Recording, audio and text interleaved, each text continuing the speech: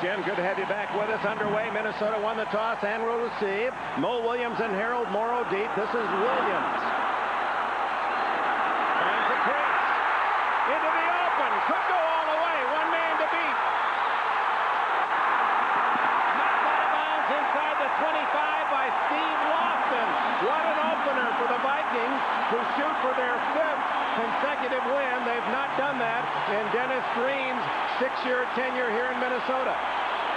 Mo Williams making his first start today at running back. Dennis Green says this guy gets the ball, goes up the field. That's what he does on this return. Good blocking, shows you his speed. Good hustle by Steve Lofton for the Patriots to stop the touchdown. 74 yards with the opening kickoff. That ought to ease a little pressure he was feeling for his first start today at running back. Johnson takes over at the 25-yard line, New England territory. 15 touchdowns, only 8 interceptions for Johnson. Played at Florida State, gets it to Robert Green, and Green, the former Chicago Bear, good yardage on first down. He's the pickup earlier this year from the Chicago Bears, and here are the Minnesota offensive forwards. Stussy McDaniel, 8 times a Pro Bowler. Christy Dixon and young Corey Stringer tackle. Brad Johnson has Mo Williams and Charles Evans as his runners. Jake Reed and Chris Carter is there a better tandem wide receivers in the league, and Andrew Glover, former Oakland Raider, has really bolstered this receiving core. Offensive coordinator Brian Billick with Green at Stanford. Second and short, give it to Mo Williams, and Williams inside the 15 has a first down. Henry Thomas and Ted Johnson make the tackle, and here is the New England starting defense. Jones, Wheeler, Thomas, and McGinnis across the front. Linebackers Todd Collins off a big game Monday night against Green Bay. Ted Johnson and Chris Slade active, a good sacker. Law and Chris Candy starts for the injured Jimmy Hitchcock at corner, with Laurier Malloy and Willie Clay at safety.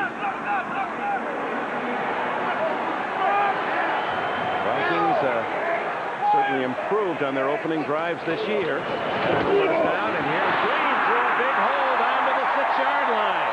Ted Johnson made the tackle, and Dixon and Stringer on that right side with a gaping hole.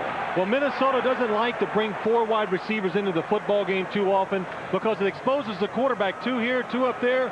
What they do, they spread the defense out, hand it to Robert Green up the middle. Randall McDaniel with an excellent block.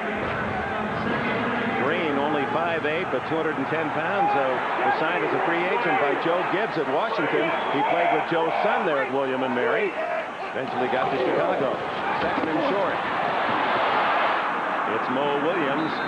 Stopped at the 6-yard line, short of the first down. Chris Slade made the tackle with Mark Wheeler. Well, this is a good start for the Minnesota offense. We talked to them the last couple of days. Running backs hurt. You think, well, they're going to come out and throw the ball constantly today. What do? They come out, they show some power running game, and Brian Billick, the offensive coordinator, the one thing that really satisfies him is the balance they've had this year on offense. A good offense. They throw it well. Power linemen, they've been running the football well, too. Third down and a long one. 2 tight ends. Glover in motion. Play action fake. Johnson throws it away. Good coverage by New England. And so Dennis Green has to decide on whether he goes for the early 3, and that's going to be the case as in comes veteran Eddie Murray to try a short field goal. Well, that has to be a bit disappointing for Green and the Vikings. Absolutely, trying to catch the New England defense by surprise. 3rd and short, you've been running the football basically all over. If they go with the pass, New England's defense, good coverage, no place to throw the football. And Johnson, a good scrambler, had an opportunity and elected to wait a little longer looking for the receiver and never opened. 24 yards on the field goal try by Murray. And Eddie Murray is now 4 for 5 for the year. The Vikings strike first. It's 3-0. Brad Johnson and the Vikings get the early field goal. Johnson appeared to have a man open. If we have time, we'll show you that. Mitch Berger, the punter, picks it off and sends it deep toward the goal line to veteran Dave Megan. Tackled at the 26-yard line. Let's go back to that 3rd and short play. Brad Johnson, did he have a man open? Well, he did. Watch the tight end coming in motion, going to go out in the flat. when you get in a situation, 3rd and short, down near the goal line, the quarterback got to make a quick decision. Got to let it go right now. But the problem is, it's your first pass of the game. You're down in that situation. Sometimes it's hard to pull the trigger. Johnson, a late learner, played a couple of years behind Warren Moon. He was picked by Dennis Green in his very first draft 6 years ago, developing into a fine player. Curtis Martin, as they come out with a run, and John Randall, who else is in on the opening tackle, number 93. Drew Bledsoe and the Patriots line up this way offensively. Armstrong, the Pro Bowler, Lane, Woolaball, Rucci, and Moss on the front line. Curtis Martin and Keith Byers in the backfield. Glenn, who had a career game Monday night against Green Bay. Sean Jefferson with plenty of speed, and Ben Coates, one of the top tight ends in the NFL. 2nd down 9. Bledsoe's first pass into the flash, almost intercepted, and Dwayne Washington had a touchdown. He was waiting for that pass, and Washington has plenty of reason to celebrate this week. His first son born on Monday. Look at how he is in position. Good technique. Looking back at the quarterback, what a nice reversal Dwayne Washington does. Again, the first pass of the game, tough for Drew Bledsoe, and there's Dwayne's new baby. With Dwayne Jr. on Monday, we couldn't wipe the smile off his face as we talked with him. He was excited yesterday talking about his newborn. 3rd down and 9. Washington with 4 interceptions to lead the Vikes this year. Draw play, and Nugget doesn't get much to the 31, and on comes the punting team. Well, the report was that Derek Alexander and Fernando Smith, the starting defensive ends, wouldn't play today. In fact, Derek Alexander wasn't even on the 3 deeps. But this miraculous medicine here, they both unexpected to play. They're both in there. Sometimes you don't know really till game time if players can go. New England on that play, running the draw play, 3rd and long, playing it safe, trying not to let the crowd become part of this game, and see if the defense can hold up early. David Palmer deep is Tom Chupa, who leads the league in punting, but doesn't get a good one off there. Bounces to Palmer. 30, 35. What a move! And the kick returns here early for Minnesota. A major factor. 44 on the punt, 18 on the return. 3-0 Vikings.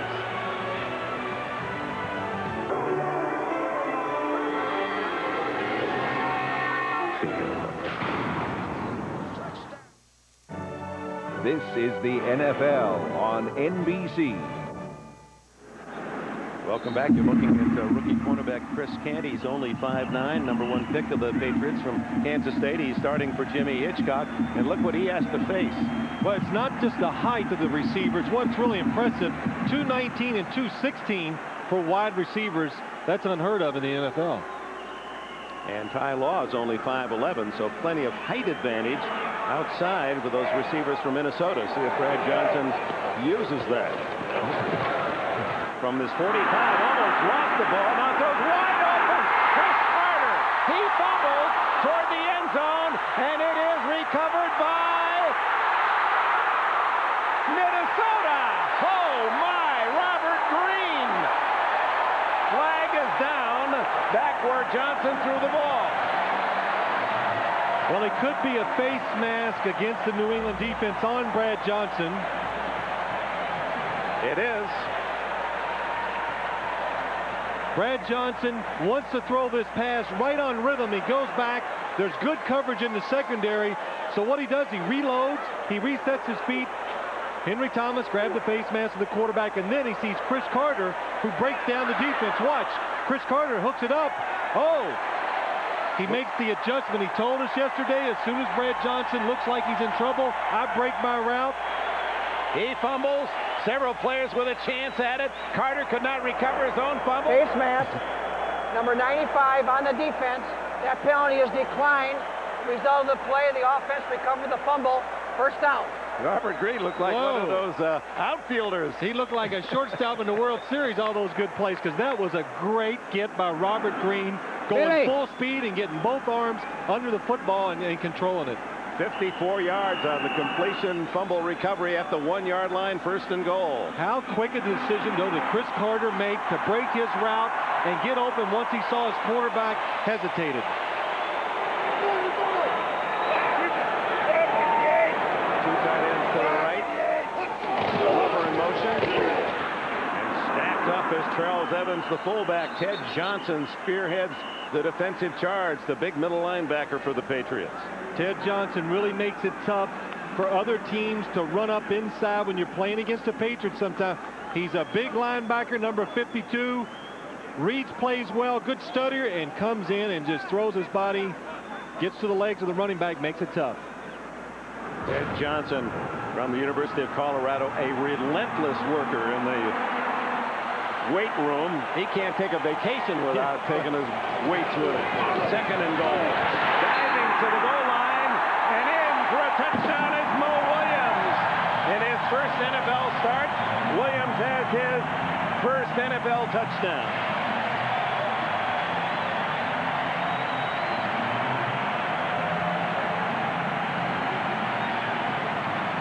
Mo Williams making his first start, does a really good thing here.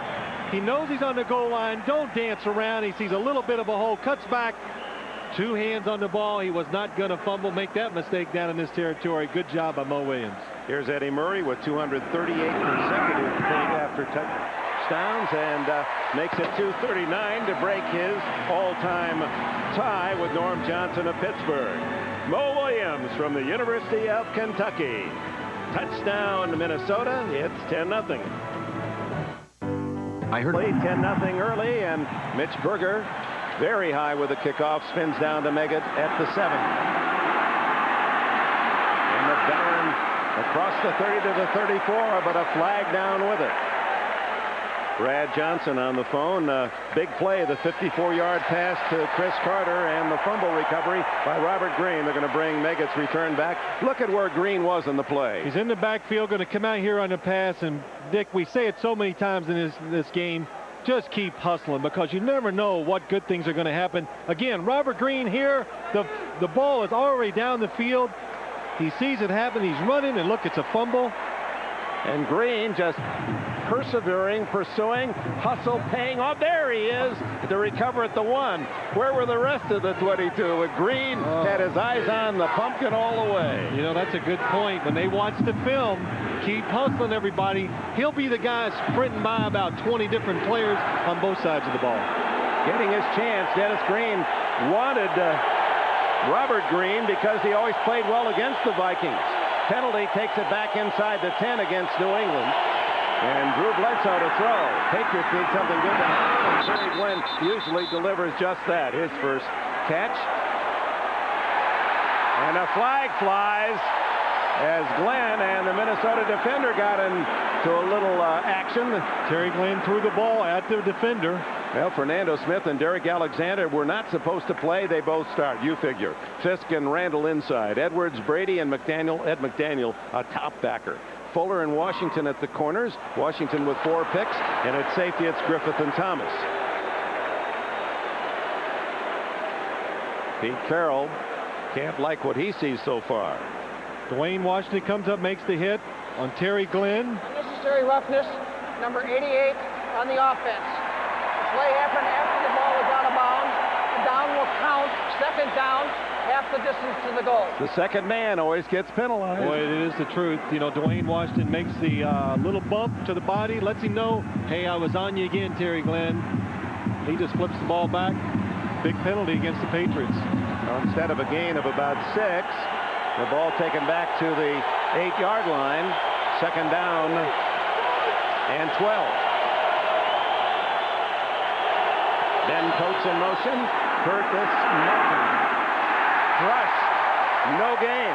John Randall again at the bottom of the pile. Let's go down to New York and Greg Gumbel. All right, Dick, at the Meadowlands, a lot of Jets fans wondering whether Neil O'Donnell should remain as the starting quarterback. Neil puts in a vote for himself. 2 minutes into the game, 13-yard touchdown pass to Fred Baxter with the extra point. The Jets with the lead on the Baltimore Ravens. 7-0 first quarter, Dick. All right, thanks, Greg. Here it's 10-0 Minnesota, and the Patriots having trouble getting outside their 10-yard line in this possession. It's 3rd down and 12. Shotgun for Bledsoe.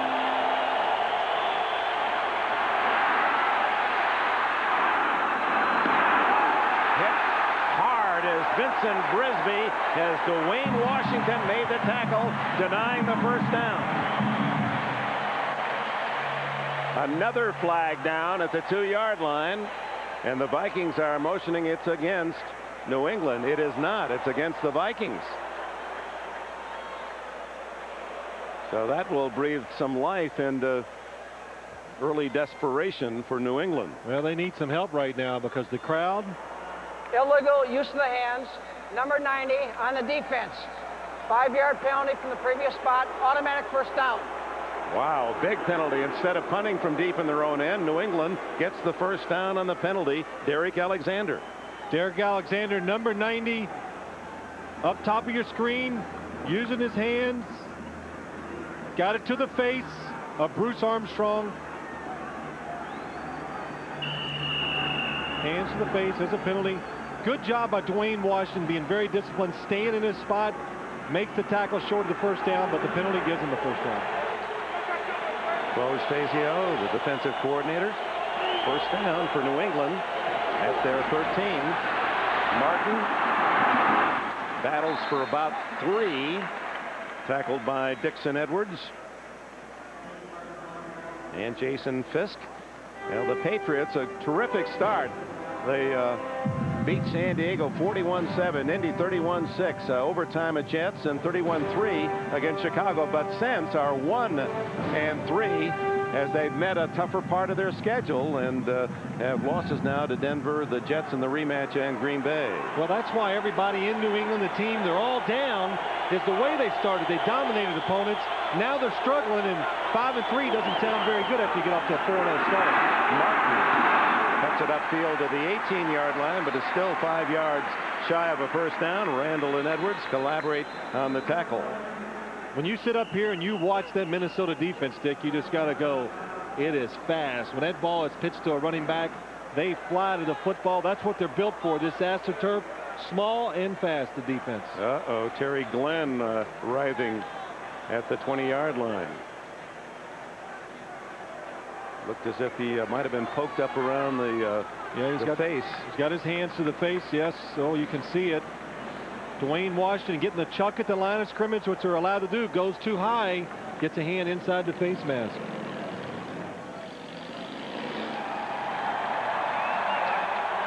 That's an injury that seems this year has happened more and more because of all the players are learning to chuck and use their hands more and make these moves. And the officiating has been more liberal in terms of hands to the face, especially by defensive backs. The wide receivers certainly have been complaining. Yes. Now Glenn lost 3 games this year because of an ankle injury. Comes back full strength on Monday night to show his brilliance, as he did last year when he set the rookie record with 90 catches. And now injury early today. We'll take a break now. 10-0 Minnesota with 6:36 left in the opening quarter. Liberty Mutual, helping people live safer, more secure lives. Of Terry Glenn. So a low moment for him after a very bright Monday night, a career game for him against Green Bay. 7 catches, 163 yards. That's after Glenn's ankle injury kept him out of 3 games earlier in the year. Last year, as you all know, 90 catches, 1,100 yards, a rookie record in the NFL. This year, with his injuries, only 12 catches for 6 games. Then he comes back with 7 against Green Bay, and now injured today. 3rd down and 5 for Bledsoe, trailing 10-0, and he hits the big target. Coates, the tight end, and Ben Coates to the 30, and a first down. Corey Fuller made the tackle. 33rd catch of the year for Coates, who leads the Patriots. Well, the Patriots, what they do, they get a couple receivers behind Ben Coates, and everybody, one goes to the inside, one to the outside. He stays in the middle. He's so good at finding that little open space, and Drew Bledsoe has thrown so many passes to Ben Coates over the year. They have a good feel for each other, knowing where he's going to be. Interesting, the defensive end, Dwayne Clemens, was the one tracking Coates, the tight end. Jerry Ball, the veteran tackle, is now in the game for Minnesota. Bledsoe on first down. once again straightened by 58 Ed McDaniel, who is the leading Viking tackler this year after out all of last season with a knee injury early and well missed. Dennis Green said he's back the way he played 2 years ago when he was one of the top linebackers in the league.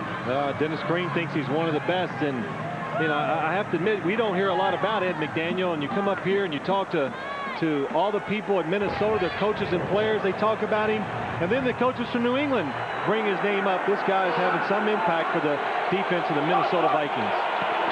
2nd and 4. It's Martin. Finds an opening and battles to the 41 for a first down. Middle backer Jeff Brady and Orlando Thomas with a tackle. So first down New England. So the defensive penalty against Minnesota when the Patriots were going to have to punt from deep in their own end has become costly.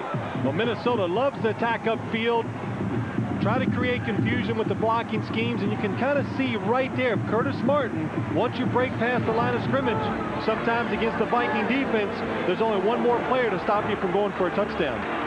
14 yards today to move him over the 800-yard mark on the season.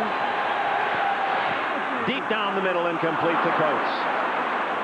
And it was Orlando Thomas there to hit him should the ball have arrived.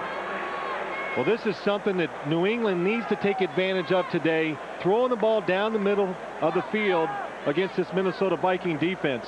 And I'll show you the reason why. The safeties and the corners will double the wide receivers. Ben Coates goes down the middle. This way you don't get hurt by the big play you think by the wide receivers. But look at Ben Coates down. He's open. Drew Bledsoe just leads him a little too much. 2nd and 10 at the 41 with 4 minutes and 16 seconds left in the opening quarter.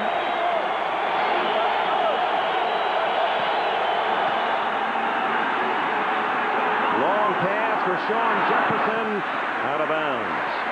Corey Fuller on the coverage. Well, as they showed against Green Bay, Phil, Bledsoe and the Patriots, they're not concerned at all about taking a chance deep. They like to go long ball. Well, that's what I like about this offense. Talking to Drew Bledsoe yesterday, I asked him a couple questions. Last year's offense compared to this one. This year, they're willing to go down the field more, looking for the big plays and 20-yard plus pass plays. You can see they lead the league. And Drew Bledsoe, big arm, fast receivers, it only makes sense. 3rd and 10 after the 2 incomplete passes. Here comes Randall. Bledsoe throws it away. Flag is down in the secondary. Oh, is that John Randall ferocious? Non-stop. What a motor. They talk about players with non-stop action. Randall doesn't turn that engine off from the time he wakes up in the morning. You don't even dare go down the hallway when he's in it. Holding. Number 57 on the defense. 5-yard penalty. Automatic first down. Another defensive penalty for a first down. Well, just take a look at John Randall, number 93 in the defense. He's going to come up the field. Now, there should have been some holding called against him. Zephyrus Moss, they had him double team. He spins, gets away from it. And I'm telling you, if you're a quarterback, you better have eyes in the back of your head because this man will always be running towards the quarterback. 8 sacks this year to lead the Vikings from an inside tackle position. Martin, stop-start, gets a couple out to the 47-48. Robert Griffith coming up from the secondary. It'll be 2nd down. Well, Terry Glenn's injury. Let's get a report. Jim? All right, thank you, Dick. Well, Terry Glenn's right eye has been scratched. He hasn't been able to open it long enough for the doctors to examine him. They're not quite sure just exactly how deep the scratch is or how bad it is. His return is very questionable, and it's going to take him a little bit of time until he can open the eye before they can fully examine him. Dick? Thanks, Jim. You see the swelling already. 2nd and 9. Martin to the 48. Yard gain. Derek Alexander made the tackle for a man who wasn't even on the depth chart as they figured he was out for the game, and he makes the play. Well, this Minnesota Viking defense, we said they love to come up the field. Watch number 90, Derek Alexander. Splits the tackle, gets up inside. You can see Fernando Smith, number 95, also up the field. Foles Fazio, he told me yesterday, he says, hey, man, we hit the gas. we get up the field, we go. And so that's why sometimes they give up some big plays in the running game. Shotgun on 3rd and 8. Bledsoe, Cooley, fires complete. Troy Brown, first down at the 41. 11 on the play. Jeff Brady, the tackler. Well, the soft part against this Minnesota Viking defense is inside and underneath on 3rd down situations. Drew Bledsoe, very calm and confident, waits for his receiver to cross that zone coverage, finds Troy Brown wide open. With the injury to Terry Glenn, Troy Brown has really chipped in. That's his 21st catch. As you look at 3rd down, 7 touchdowns to lead the league on 3rd down for Bledsoe. A lot of people to throw to on this New England offense.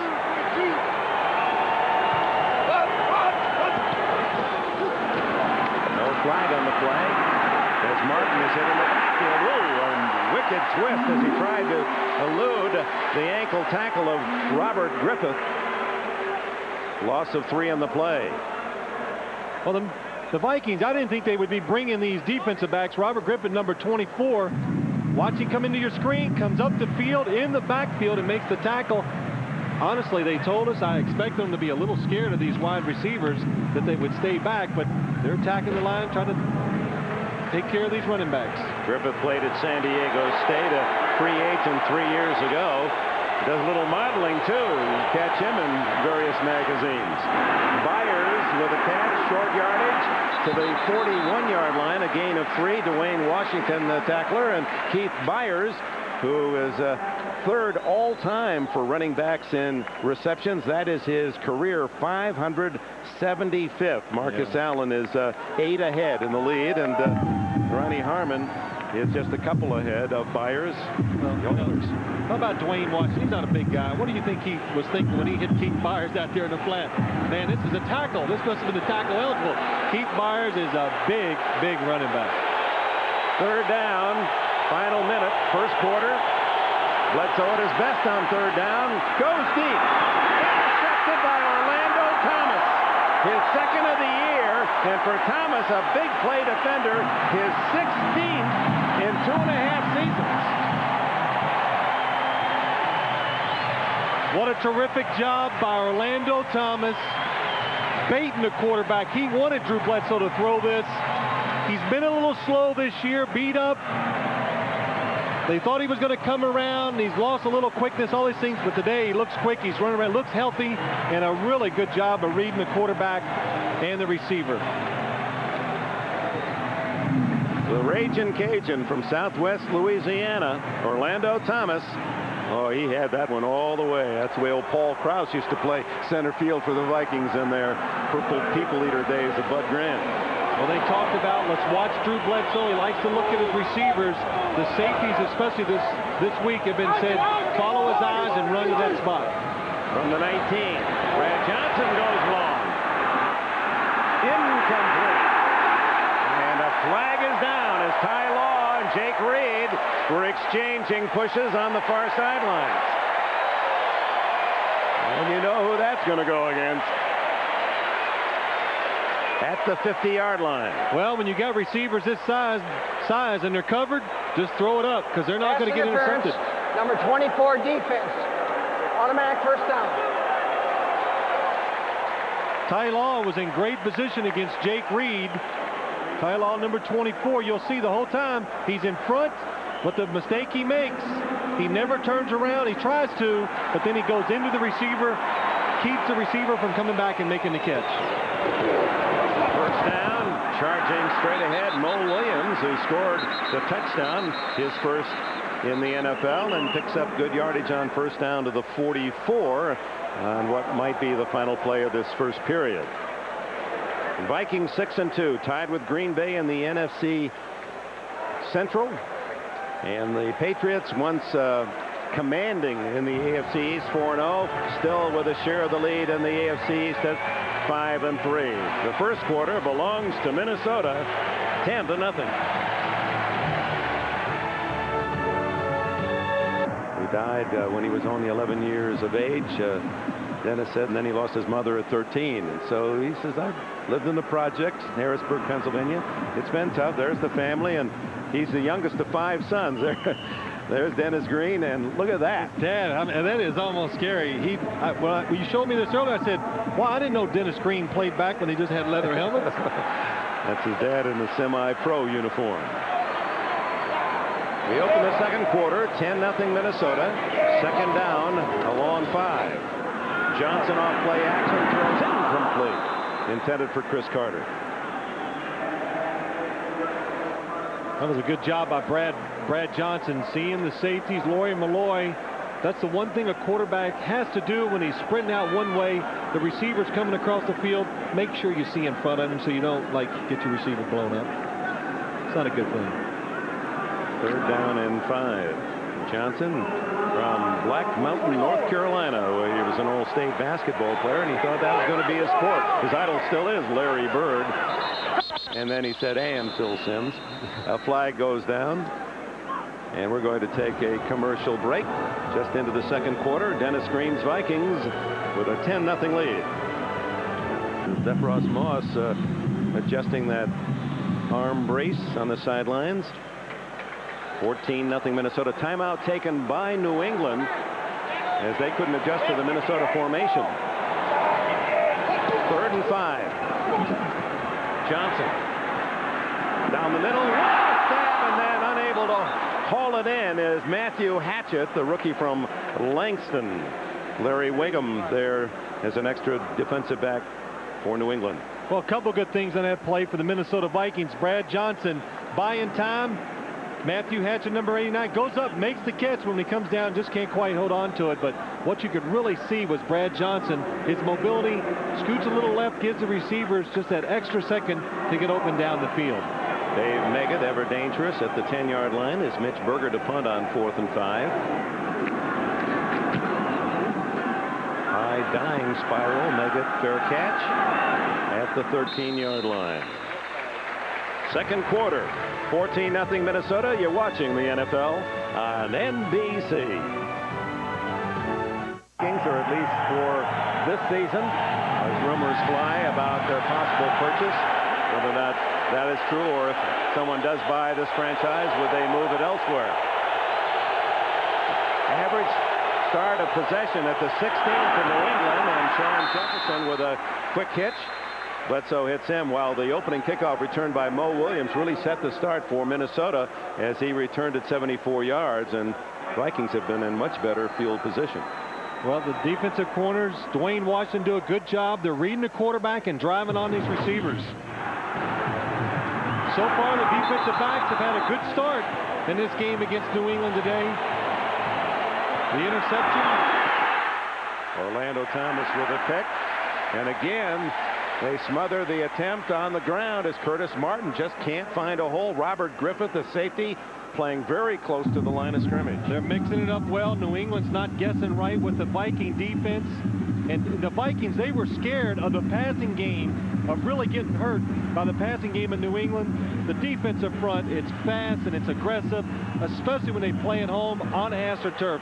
This defense loves to play on AstroTurf because their speed, they feel like you can't overpower them. Bledsoe, 6 for 10, looks at 3rd and a long 2.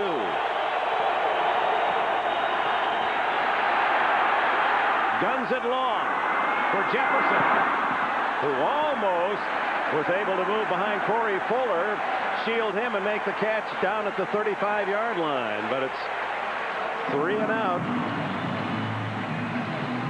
Well, Minnesota taking a chance that time. Well, they're not worried about these single covered receivers across the field. That's all they do. Corey Fuller does a good job reading the receiver, tries to turn and look for the ball as the receiver did. Good job. Tom Tupa to punt it. Didn't really hit it cleanly the first time, but got a good bounce. Gets this one. Majestic spiral that backpedals Palmer to the 23. David Palmer played at Alabama. And he is stopped at the 35-yard line. Vernon Crawford, rookie from Florida State, led the charge. 56 on that punt, 12 on the return, and nothing. Bumping heads in that last sequence. Bruce Armstrong for New England. John Randall of Minnesota. Among other things, Randall studies all the press releases and the media guides to find personal notes on his opponent so he can do a little talking about their history. Whoa! What a hit on Mo Williams as Lawyer Malloy comes up to make a crushing tackle. Let's check on action elsewhere to New York and Greg. All right, Dick, at Carolina, Fred Lane goes 18 yards for a touchdown for Carolina. Will anyone make a tackle on the Raider defense? Not this time, not until he reaches the end zone. He scored twice, 18 and 15 yards, 14-0 Panthers in the second, Dick. All right, Greg, and for anyone who saw those Raiders earlier in the year, that's so puzzling that they continue to stop no one on defense. Robert Green, who made the play of this first half with his hustle race 50 yards to recover a fumble for Minnesota at the 1-yard line of New England, carries on this occasion with Ted Johnson making the hit. Veteran Randall Cunningham, a backup now to... Yeah, it's good to see Randall back in the league, you know, after sitting a year out, and he's happy up here and backing up a really good quarterback. He says that makes it a lot easier being a backup when the guy in front of you is playing really well. Leading 10-0 Minnesota at 3rd down 5 at their 40. Teddy Bruschi, 54, comes in, lines up at defensive end, and backs off into coverage. 95, Henry Thomas, the former Minnesota Viking, forces Johnson to throw to Palmer off balance and almost intercepted by New England. Well, Henry Thomas playing against his old team, the Minnesota Vikings. He left here a couple years ago. But after last week's game, number 95, watch him come up the field, just beats Corey Stringer. He says, last week I played so bad. He was so disgusted. You knew he was going to come out today, be motivated, and play well. So Berger in to punt. Drives this one toward Dave Meggett. Takes it up to 7. Turns close to the 20-yard line. Greg Briggs made the tackle. NBC tonight. For 400 years, they stalked mankind. Vampires, werewolf, it's the Frankenstein monster. Now they've all come back at the same time. An NBC original event. House of Frankenstein, 1997. Well, Paul, I guess it's Paul. That's right. Spirit. He's not here, so you do the sound effects this week. That should be fun. If you like to be frightened a bit, stay with us on NBC tonight. New England, 10-0 down. Finally, the dump off pass to Curtis Martin, who waited patiently and gets it out to the 23-yard line in a gain of a little more than 3. Dixon Edwards in on the tackle, and there goes Terry Glenn to the Patriots locker room, poked in the eye in the first quarter, and it was swelling immediately. Our reports from the sideline say painful and a scratch of the cornea. And it appears that it would be a surprise if he could play in the second half. We'll see. Cross to Martin. Again, the Vikings have everything covered against the run. Boy, that's one thing I don't like. If you're the New England Patriots, run straight at this team. They love to go up the field. That's what they're built to do. So when you run outside, you're playing it in their hands. We understand due to weather difficulties in parts of the country, some of you unable to stay with the Oakland-Carolina game, where Carolina with a 14-0 lead. This is Dick Enberg with Phil Simms at the Metrodome in Minneapolis, where the Vikings lead 10-0. The Patriots trying to break out of a midseason slump, losing 3 of their last 4 early in the second quarter, and delay a game. Apparently against, or did New England use the timeout, and that is their second timeout used in this first half. And we'll take a break with it. 10-19 left back at the Metrodome. That's what happens when you eat too many wieners right there. Makes you lose your hair, huh? Fumble by Bledsoe on 3rd and long. Recovers, throws to Meggett. Meggett struggling, but can't get the first down. Stuffed at the 27, needs to get to the 30. Corey Fuller, Jeff Brady make the tackle. So Vikings hold again. Well, you got the speed of the Minnesota defensive line. Watch John Randall, number 93, come all the way around the pack, and put pressure on the quarterback. And Drew Bledsoe, third and long, third down situation, he doesn't have time to look down the field for that open receiver. He's got to look to get rid of it as fast as he can. Zephyrus Moss, number 77. You can see the big bandage on his left arm. He's been struggling all day, not feeling well, and looks like something else just happened on that last play. Tom Tupa then to punt for the Patriots, averaging 47.4 on the year, number 1 in the NFL. David Palmer, dangerous on the return. Palmer had a big one last week at Tampa Bay. Slicing spiral to the 26. A bold return man to the 43. Again, Minnesota with excellent field position. 45 on the punt, 17 on Palmer's return. Reminder, next Sunday, exciting NFL action continues. Doubleheader begins at 12 noon Eastern with the NFL on NBC. Game 1, most of you will see the Jets and Dolphins. Others, it'll be the Chiefs and Jaguars or Bengals Colts. Game 2 will be up in Buffalo as Drew Bledsoe and these Patriots take on the Bills. Others will see the Seahawks Chargers. Check your local listings for the games in your area. NFL NBC doubleheader next Sunday. First down, swing it up to Mo Williams. With his first start, big kickoff return, his first NFL touchdown, and he gets about 6 on that play. Make it 7 to the 50. Chris Slade, the linebacker, makes the hit. You know, Dick, so many times when you watch a football game, you don't know what team is up and what team is down, but always a good barometer to go by is special teams. And New England special teams today have not been into it, and that kind of like says it all about their team. The offense sluggish, the defense not physical enough, and the special teams not hustling. 2nd and 3, and diving through is Willie McGinnis to dump Williams for a loss. Now that is a positive sign for Pete Carroll. He's waiting for McGinnis to come back to his form of a year ago. He needs that. He needs his defense to step up and make some plays and get his team excited. Number 55, Willie McGinnis, just going to shoot up in there, use his speed, goes past 2 blockers, and makes it in the backfield. McGinnis, the number 1 pick out of the University of Southern California 3 years ago, and had a Pro Bowl season a year ago, but been hampered by injuries this year, just getting back into condition. Johnson fires incomplete, looking for Andrew Glover, the tight end, and that'll bring up 4th down for the Vikings and Dennis Green. Dennis Green, subject of considerable controversy the last week with the publishing of his book, in which he said, as he describes it, I was thinking out loud, why don't I own the Vikings? And he establishes a very elaborate, detailed plan for that. It was more than just a simple thought, and it angered some of the board of directors, as you might well imagine, and there have been accusations. There have been orders not to talk from the league commissioner. But the fire has been stoked here in the Twin Cities. At the 13, Meggett's fair catch after a 39-yard punt. The one thing about Dennis Green, some like him, some don't, but his players uniformly.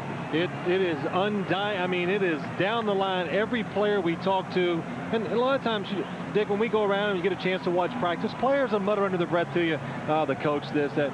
Everybody's so behind the coach. They love the way he runs the team, the practices. He's so honest, and that's the reason why they perform so well for him. You saw Roger Hedrick, who is the chairman of those directors, and he is a fan of Dennis Green and Green of him. And of course, not winning those playoff games, that's always leaves a bad taste in the mouth for the media, the fans.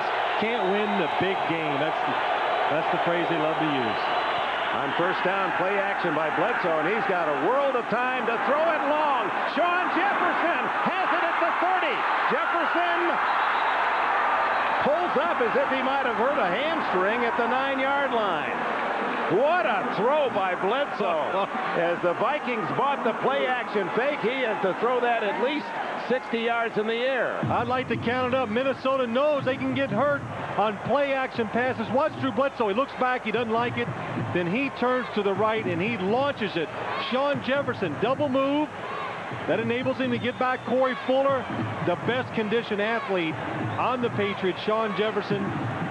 He threw it from the 5, and Jefferson caught it near the 30, so that'd be 45, 65 yards in the air, a 76-yard play. So the Patriots have a chance to get right back in it. Bledsoe into the flat. Sam Gash, and many of the Patriots fans are happy to see Gash's number called more often. He is an excellent receiver. That's his 10th catch of the year, and Jefferson, who is one of the fastest wideouts in the league, showed it on that play previous. Well, we talked about it, long pass plays. That's something new for this offense. A 76-yarder earlier. You want to get your offense kick-started, make it a play action, give your quarterback a lot of time, let your receiver make a couple moves. They get open. Maybe it'll get some momentum going for the New England Patriots. Timeout called by Minnesota. Pete Carroll's team 2nd and goal at the Vikings 5-yard line. New England has 1 timeout left in this first half. Minnesota now at 2. Well, we talk a lot about Dennis Green. I think what has bothered some of the 10 board of directors is not only his unhappiness with the fact that they talked about Lou Holtz, a couple of them being the coach last year in the middle of the season, but you know, the threatening nature of the situation, and he himself has threatened to sue, and it's gone public, and I think that has really torn any scabs away, and it's painful in some corners here in the Twin Cities. Yeah, it's a situation where he's kind of fighting back a little. I think that's my read. I didn't read the book. You read quite a bit of it last night, but we were up here last year about this time, and all you heard, Lou Holtz is coming, Dennis Green is out, and that would make any coach, that would upset any coach. 2nd and goal. Martin stopped at the line of scrimmage, and again Robert Griffith from safety and Jason Fisk, a tackle, make the stop. 3rd and goal. Well, this Monday night, of course, was a critical time against Green Bay when the Patriots couldn't punch it in 4 tries from the 1. I almost hated to bring it up. We said it yesterday to the Patriots. They go, oh, no. You know, nobody wanted to talk about it, but hey, that could be the difference in their season this year. That goal line stand that Green Bay put against them last Monday night.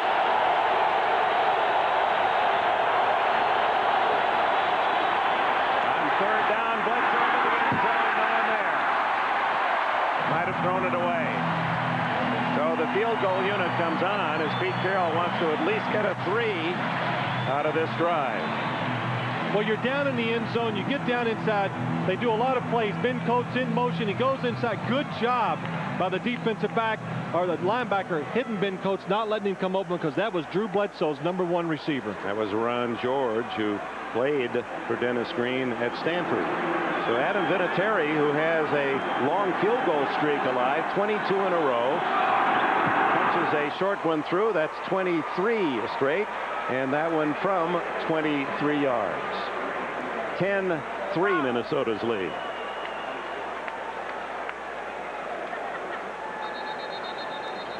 New England loves to on 3rd downs, especially when they get down to the goal line. They look for Ben Coates.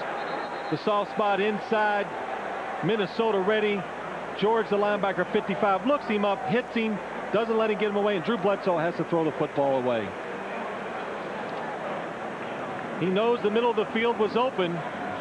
When you get situations where you get a receiver singled up, you get exactly what you want as a quarterback or an offensive coordinator. You know, you want something good to happen. Let's go down to Jim Gray.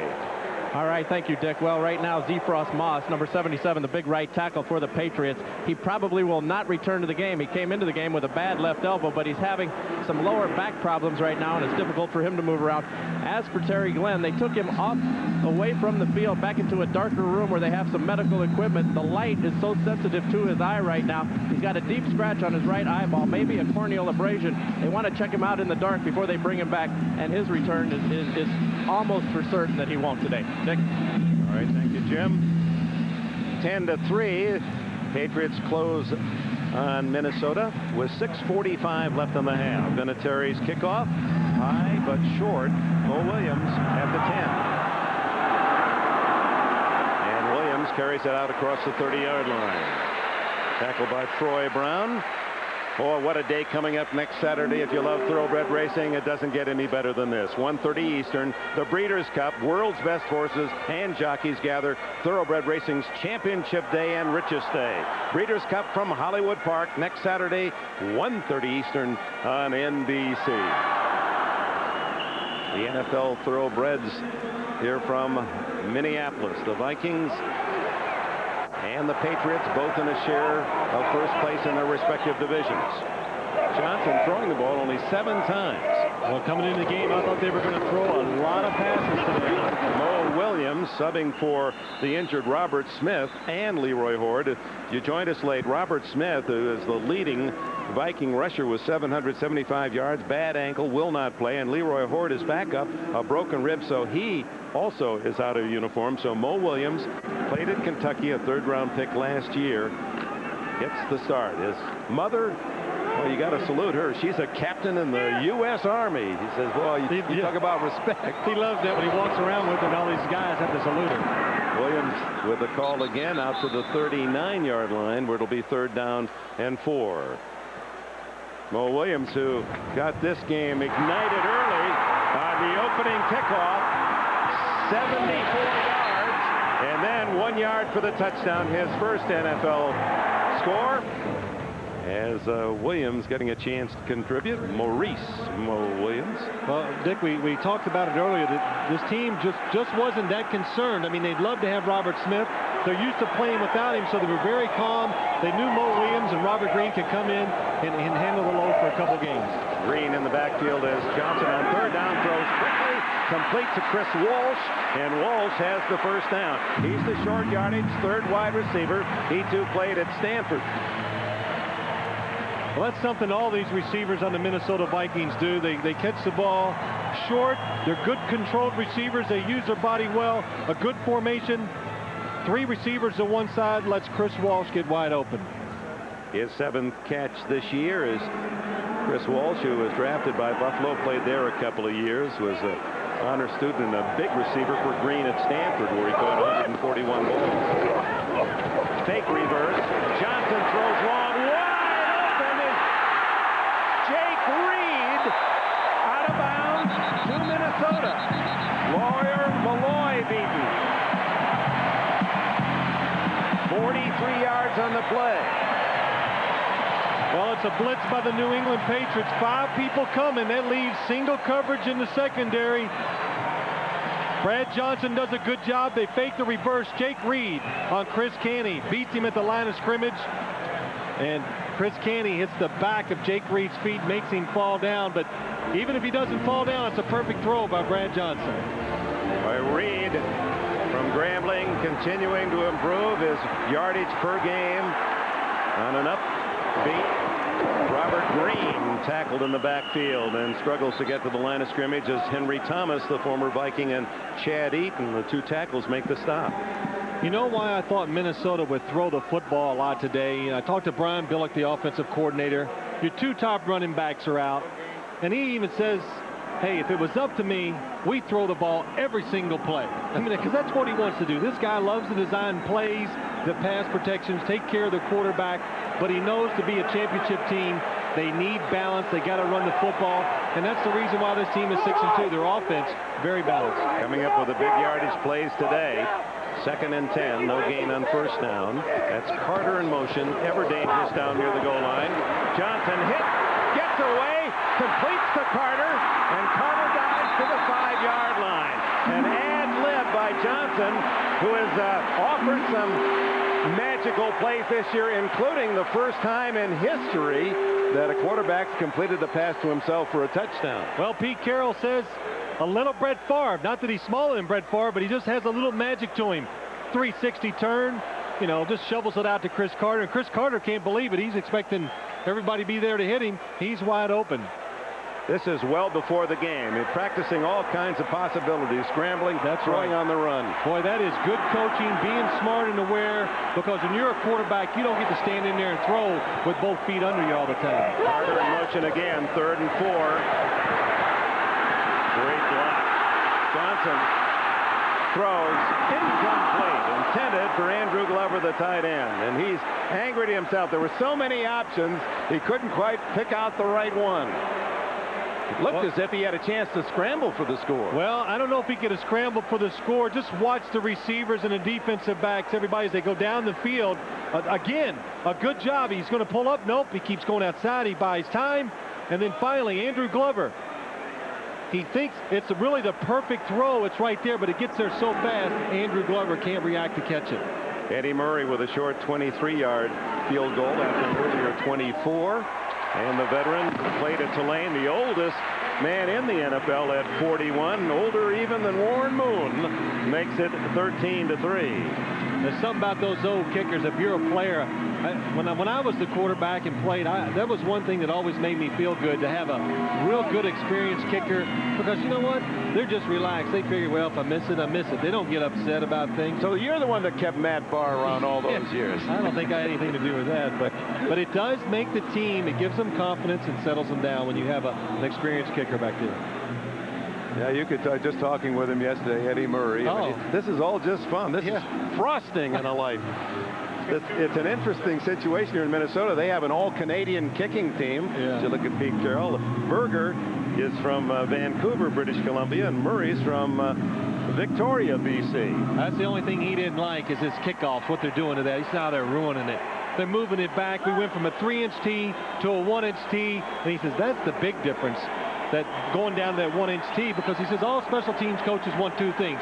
They want you to kick it really high and really far. He says, well, I can do one of those two, but I can't do them both. So Mitch Berger, the punter, takes over the kickoff duties, and he has been kicking them high and deep after injuring a hip muscle in one of his very first attempts of the season. He is recouped and kicking today. Swinging that driver too hard, that'll do that. Hits this one plenty high and all the way into the end zone, where Mega brings it out.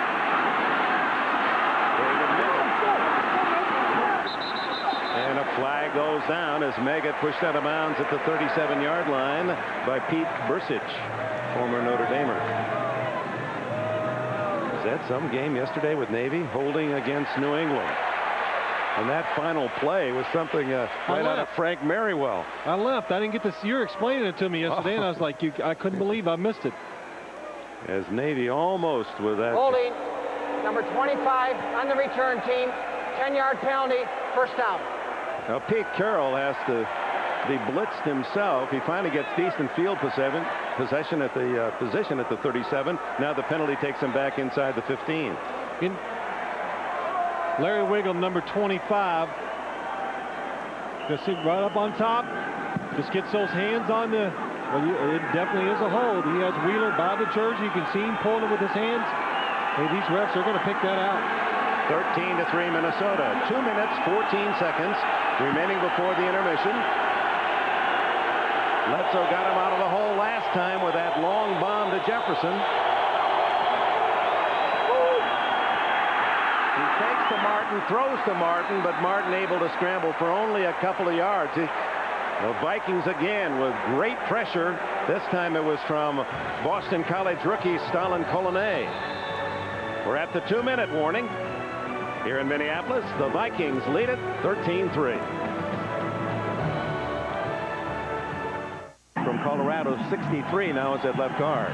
Well, when you're going to run a screen play on offense, you'd like for your blockers to at least slow them down just a little. And watch Drew Bledsoe. He looks at the ref. Hey, what do you think? Good flip there, about a 9-8. Second down and 10. Patriots deep in their own end. Gives it to Martin. And Martin again hit immediately. May have gained a yard or two as John Randall with another play. Curtis Martin, leading rusher for the Patriots. He just hasn't had breathing room.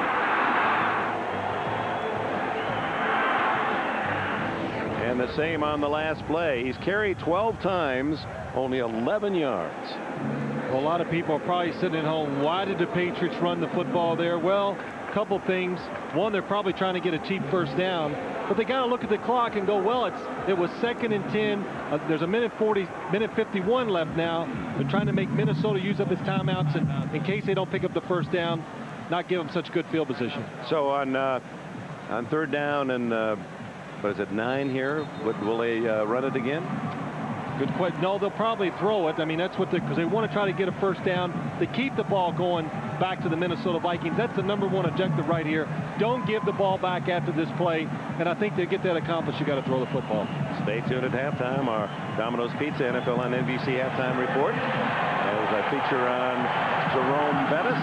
All the scores and highlights from the early games today. 3rd and 9. Bledsoe dumps it off. Good move there. Curtis Martin earning the first down at the 31-yard line. Robert Griffith made the tackle. 15 on the play. And that is the perfect play. 3rd and 9 in the dome. You're the visiting team. Drop back and look for Curtis Martin singled up underneath. Bledsoe has only 1 timeout left. Minnesota also with 1. First down, guns it open to Ben Coates, and Coates pulls his way to the 49. Another first down, 18 on the play. Thomas and Griffith, the safeties for Minnesota, make the stop. Well, lots of time left. Minute 14, the clock's moving. Take your time. The goal here for the offense, just get in position to kick a field goal. That would pull him within a touchdown. Bledsoe cannot get away from Randall. How quick and how tough is John Randall? Well, you get a new blocker in on John Randall. I don't care how much film you watch, you got to say, this guy is unbelievable when you see him in person. And also the fact, number 93, John Randall, he gets doubled almost every single play. A loss of 12 on the play, 2nd and 22. Underneath. And this time, Jeff Brady all over Curtis Martin at the 42-yard line. 3rd down. Clock running 35 seconds. Now the offense, 30 seconds ago, now you take a shot, Dick. You take a chance, because even if you got to punt it away, you should have Minnesota backed up. With 24 seconds. 3rd and 17. Off balance to the sidelines. Ben Coates toppled at the 50, out of bounds, stops the clock, 16 seconds left. Ball at midfield. Leonard Wheeler made the tackle. Drew Bledsoe should have been out there with Brad Johnson practicing those throws on the run, before the game, because that's all he's doing. Drop back, go away from the line of scrimmage to your right, and try to fling it out there and make a play. So 4th down and 9. They're thinking, New England's thinking about going for it. Well, they are going to go for it. So if they don't connect here, Minnesota would get the ball at the New England 49 with maybe 8-10 seconds left. Well, timeout at the moment, 16 seconds left in the half. We'll be right back after this word from the NFL. My name's Jill Hobbs. By Pete Carroll, they're not going to gamble at midfield. Tupa is in to punt. Absolutely. That would have been a mistake, I think, to go for it. 16 seconds, too much time. When Ben Coates went out of bounds on 3rd down, that really hurt New England, because they could have let the clock go down to about 7 seconds, and he could have thrown a bomb in the end zone with their last time out, but going out of bounds stops the clock. Now they can't get that one more throw. Deep is David Palmer, as Tupa delivers a wobbler. Fair catch, Palmer at the 8-yard line. 10 seconds left in the half. 42 on the punt. Dennis Green, who as a young man played the drums, was in the school band, and continues in his passion for music and one other hobby, bass fishing, and is in the right part of the world for that. Lake Minnetonka nearby. There's plenty of good bass in there. It was really interesting talking to him yesterday. Very upbeat, engaging. I really enjoyed it. Taught us a little bit about football, but just his love for football, it really comes through when he talks about it. You could see that's why he's coaching. He loves it, and he's one of these guys, he's going to do it forever. He can't give it up. So the end of the first half. On the kneel down, Dennis Green's Vikings, looking for 5 consecutive wins, have a 13-3 lead. We'll be sending you to New York in the Domino's Pizza NFL on NBC halftime report after these messages from your local station. Berger kicks it off for Minnesota. And Dave Meggett, as per usual, from the 5. And drives out to about the 27-28 yard line. A look at the Coors Light first half statistics. And one obvious is the running game for New England stuffed by Minnesota. 14 rushing yards for the Patriots. Well, the Patriots hoping to come in this game, get some running yards going, get the running game going to open up those big plays in the passing game. It has not worked. They've really struggled. The offensive line, they do a good job of pass protection, just not aggressive enough in the running game. Bledsoe comparison with Johnson. Bledsoe's arm much busier. 10 more throws and 182 yards for 1 interception. This is the best New England field position of the game.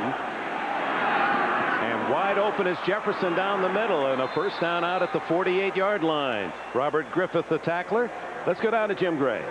All right, thank you very much, Dick. Well, I spoke to Denny Green, and he said he expects a totally different game in the second half. He says they're going to totally abandon their running game. He expects that Drew Bledsoe will come out here and throw the ball maybe up to 53 times like he did a couple of years ago. He says we must be ready for that. Offensively, we've got to be much more opportunistic. We can't settle for field goals when we have a chance for touchdowns.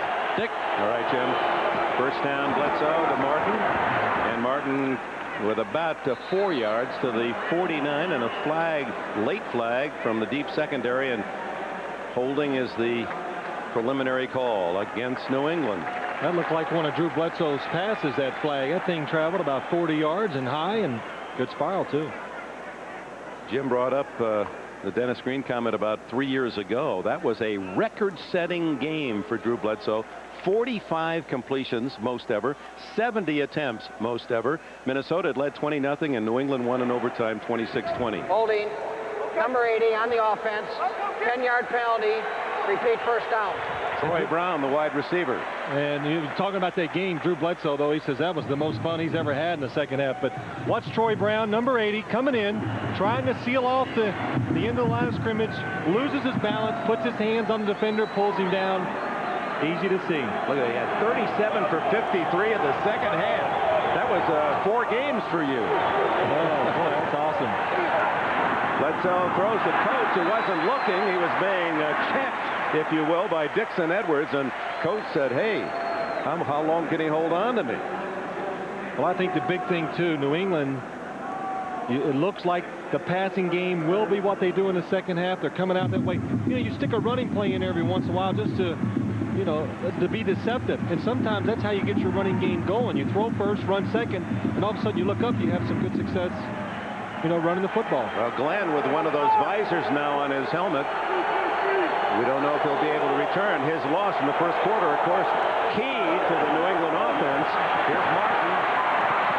And he gets out across the 45, close to the sticks for 10, so he'll be 3rd and 11. Dwayne Washington and John Randall for the tackle. The one thing I've seen so far today, watch Curtis Martin, does a good job. Nothing inside, breaks outside, but excellent tackling by the secondary of the Minnesota Vikings. Dwayne Washington comes up, they make the tackle right to the point of attack where they hit the running back, no extra yards. Mo Williams for Robert Smith with 14 yards in his first start, more than Curtis Martin. Terry Glenn back in. Boy, that is good news. This brilliant young talent. 3rd and 11. He gets away from Randall, but the sack at the 35 is Dwayne Rudd and Dwayne Clemens collaborate, and 2 Vikings are down. Well, what happened is they ran into each other, I think, Dick, as they were going towards the quarterback. Dwayne Rudd is one of them, and Derek Alexander, the defensive end, is the other. That'll bring up 4th down and 20 plus for New England as they attend to the fallen Vikings. Dwayne Rudd, number 57, on the blitz. Nobody touches him. Free shot, and he runs in to Derek Alexander on the other side. Clemens and Randall finish it up. We'll be right back. To be great cars by Lotus. Work the web with Lotus Domino. By Visa, the official card of the NFL. It's everywhere you want to be. And by the National Cattlemen's Beef Association and Beef Board. Beef, it's what you want. Both Rudd and Alexander off the field under their own power. Alexander a bit dazed. Appeared he took a blow up around the helmet. 4th down and long, and David Palmer back as Tom Tupa to punt again.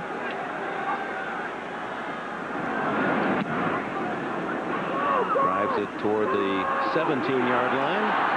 Palmer trying to reverse his field. Gets to the 27. 45-yard punt, 10 on the return. Vernon Crawford made the tackle, and NBC tonight, they thought a serial killer was on the loose. I don't think he's human, and he's taking out my city. The only explanation, impossible to believe. 3 legends of evil are alive in L.A. An NBC original event, House of Frankenstein, 1997. NBC tonight. Oh, there we go. It's just not the same without Paul. Yeah, that's right. Paul's up in Buffalo today. Will rejoin us next week for the New England Buffalo game. You know, when you did that, you almost scared me as much as John Randall did yesterday when he came into our meeting. He come through the door. It was funny. I mean, he actually practices his defensive moves just on the door. Yeah, he did a swim move on it. You know, went around it. And he come through, popping through the door, and I about jumped out of my seat. Scared me to death. Brad Johnson, 1st down, swings it complete to Robert Green. Out of bounds at the 32-yard line. Ted Johnson pushes him out. Here's Randall before the game. Listens to heat. He likes some mellow music, he says. He's a big professional wrestling fan. Oh, this man who was considered too small to play. Watch this. Oh, did. Oh, whoa. I mean, he is the proverbial bull of the China shop, isn't he? He makes moves on the gas pump when he pumps gas into his car when he's people. He's nuts. 2nd down, Green tackled right at the line of scrimmage and charging through. The Patriots, Henry Thomas playing tough against his former teammates, and injured Patriot leaving the field. Mike Bartram, and that could be a critical loss. He is their snapper on kicks, holding his left wrist. Already bandaged. So 3rd down and 6 for Minnesota. Taking a lot of time in the huddle. Down to 10 seconds on the play clock. 3 wides. Johnson is 1 for 6 on 3rd downs. Dumps it off. Fullback Charles Evans, who gets the 1st down across the 40-yard line. Willie Clay and Teddy Bruschi make the tackle. Well, the Minnesota Vikings do a good job. It's a blitz by the Patriots. They come up inside. Minnesota has 2 backs in the backfield to help. They sneak one of them out. Charles Evans sneaks out of the backfield, picks up the 1st down. Good job by the offensive coordinator and Brad Johnson. Evans from Clark University. Went to high school in Augusta, Georgia. They call him Chuck Diesel, and you can see why at 6'1" and 243. Mo Williams waiting for a hold open and able to pick up about 4. Malloy and Slade on the stop. With Brian Billick yesterday talking to him, he really gave Mo Williams a lot of positive things he said about him, and he reminds me of Terry Allen running the football. And I said, well, that's pretty impressive stuff to talk about Terry Allen, but he makes a quick decision, gets up in the hole, and anytime you're making your first start or going with a running back who hasn't been in there, that's what you would like him to do. Don't dance around, run for positive yards. 2nd and 6 with Chris Carter in motion. Another swing pass to Mo Williams. Slowed up and tripped by Todd Collins. Gain of about 3 more, so it'll be 3rd down and a long 3. So Mike Giesler with the injury to Mike Bartram. Check that. It's Heath Irwin. Heath Irwin. Yeah. Practicing some snaps with Bartram injured. You know, I don't know why they never look. You know, they bend over, they don't look back. That tells you they've done that quite a few times, doesn't it? When they don't have to look behind them to know where that ball's going. So 3rd down, closer to 3 than 2. Johnson to Carter, first down, out of bounds at the New England 48.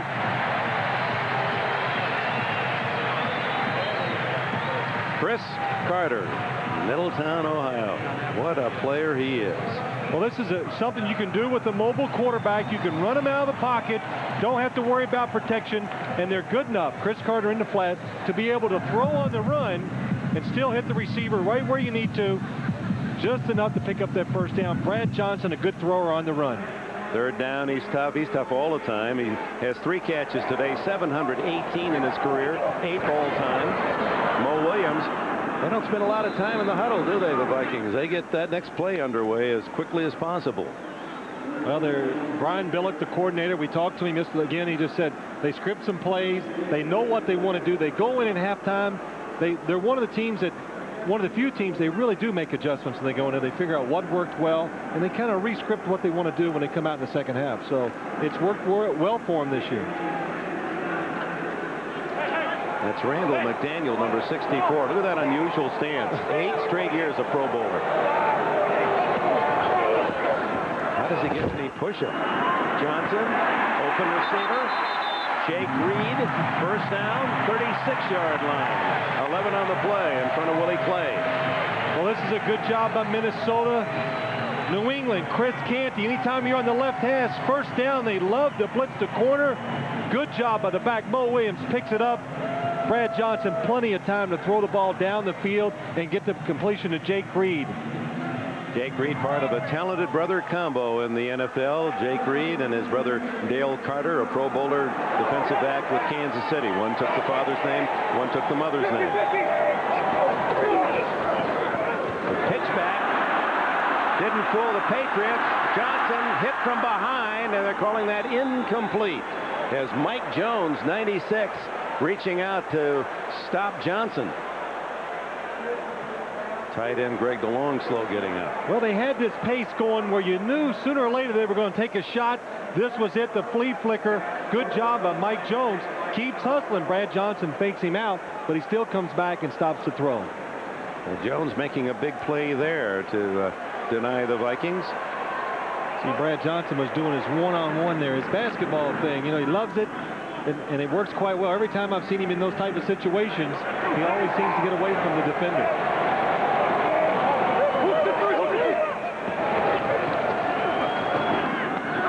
Chris Carter diving through the 25-24. That'll be good enough for a first down. Well, Chris Carter, of course, he and Buddy Ryan, Philadelphia, Ryan cut him. He said, I deserved it. I was a bad boy on and off the field. Said, it changed my life. Yeah, it did. He's grown up, he says, and he's got such great presence on the field. Just a little thing, a little ball in the flat. He sees right away there's nobody there, goes for those extra yards. Hey, that's what helps a team. That's the reason why Minnesota's 6-2, those type of plays by its players. 63 yards on 4 catches today, and now Mo Williams runs right into a stiff inner defense of the Patriots. Back to Carter, he said, well, I have no grudge at all against Buddy Ryan. I don't blame him for turning me loose. I wasn't a good team player. They came here. He's become very religious. He's an obvious leader of this team. He's a very bright guy, vocal, says the right things in the locker room. Competitive team. I mean, you buy a lot when you get Chris Carter. Well, you get the whole thing, and then also he was very fortunate. He told us yesterday, Roger Craig came in here for a year as a running back, and he says Roger Craig was telling me stories about Jerry Rice, and he goes, I realized then I got to start training more and get in better shape. It's made him a better player. Where's the same number 80 as Johnson goes long for Reed? Almost a touchdown. Ty Law with a superb defensive play. Boy, there's a lot of good things to say on that play. Brad Johnson throws the football perfectly. Ty Law, he sees it the whole time, but the throw is so good, he has to make a really good play to stop the touchdown. Law, number 24, the third-year back from Michigan. He's in his zone coverage. He sees he's kind of baited to go up short. He runs straight back, right where the receiver is going to end up, looks at his hands, and he's going to strip him if he did catch it clean. Third down and 8. Different look, 5 wide receivers out there for Minnesota. First time this year they've done it. And and Johnson winds up and fires over the top. Chris Carter was the intended receiver, and again, Law on the coverage. 4th down brings on Eddie Murray and a long field goal attempt. Murray has 2 in the first half, both from short range, 24 and 23 yards. Dick, that was a good job by New England. Earlier in the game, Minnesota came out with 5 wide receivers. New England called a timeout because they couldn't adjust to it. That time they did, and had good coverage down the field. 41-yard attempt for Murray.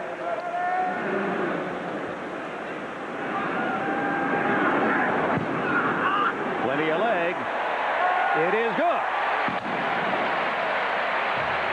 The Vikings build their lead to 16-3. Carroll, whose background, of course, is defense, talking with some of his specialists. Berger's kick is short this time. 7-yard line, Megan. An opening at the 30, 40. Berger to beat. And the kicker gets him down inside the 35-yard line. So Dave Meggett gives the New England Hawks a spark as they trail 16-3. Meggett with a big return of 60 yards. The Patriots trying to cut into Minnesota's lead.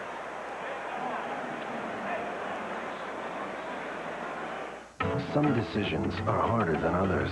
The Chrysler Sebring LXI Coupe or the Sebring Limited Convertible. For the passionate side, fully independent. A 60-yard kickoff return by Dave Meggett. Meggett is at the 33-yard line. He continues to be such an all-purpose provider. Every time he gets a kick, a punt, whatever, it's north and south, trying to get those positive yards. That's why he gets rewarded for these good returns. 16-3 Minnesota as Bledsoe goes to work. Complete. And it goes to Terry Glenn. Corey Fuller makes the tackle. First down, 12 on the play. Terry Glenn coming back. But one thing when you're guarding against Terry Glenn, his speed scares every corner in this league. You got to be worried about him going deep, so you got to be a little bit safe. And Corey Fuller does the right thing. He keeps the goal line between him and Terry Glenn and makes the tackle after the catch. Playing despite a painful eye injury suffered in the first quarter. Glenn in motion. And the throw, and Glenn isn't there.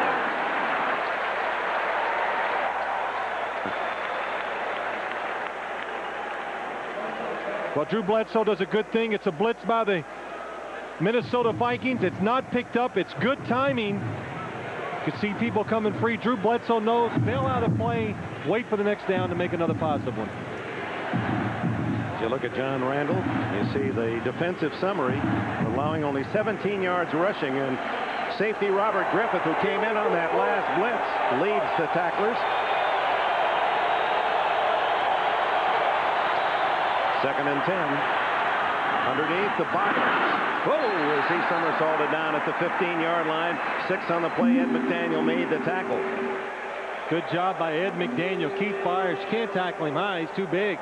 They just take you for the ride. So he goes down, hits him at the ankles, keeps him to a 5-yard gain. McDaniel, who played at Clemson, was a 5th-round pick in Dennis Green's first year. He's one of those, along with Brad Johnson, that Green calls a developing player, and yeah. Green likes that. Yeah. Well, he told us yesterday that's the strength of him as a coach in this organization.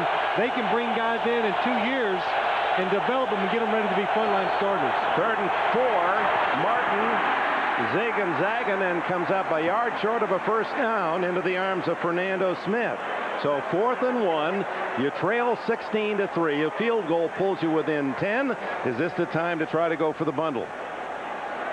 I think so. I think 16-3. It looks like it's going to be. See, that's what they're going to measure. Oh, eagle eye. He'd tell us exactly. That's eagle eye. He could tell us all the way from Buffalo. You know that? But if it's less than the yard, I would expect the Patriots to come up and try to pick up this first down. But the sobering reality of it all is that they just haven't run the ball well at all. And in your 4th and 1, it almost dictates now that you have to throw on 4th and less than 1. Here we are. Here we are. Would you have the courage to throw the ball, to know if it's not complete, that's all everybody's going to talk about and write about? Well, the call has been made. Larry Kennan is the offensive coordinator, but I'm sure it all went through the head man, Carroll. Well, Sam Gash, number 33, comes into the game. A terrific lead blocker. And also a good receiver. And 2 tight ends.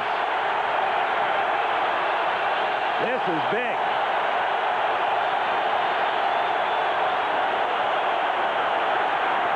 Martin, did he make it? It's going to be close. Derek Alexander submarining to make the tackle.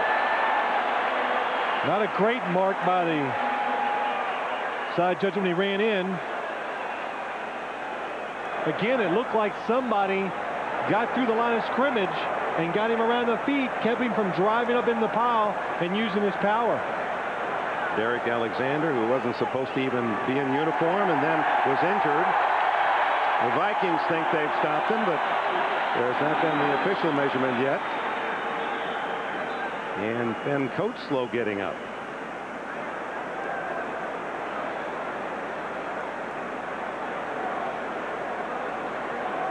So they're going to first attend to Coates, and now they bring in the chains.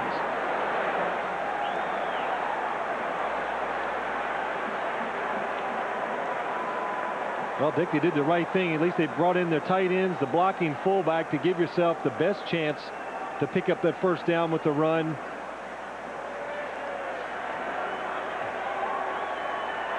Short. Oh, my. Patriots unable to make it again on 4th and 1. Minnesota's ball.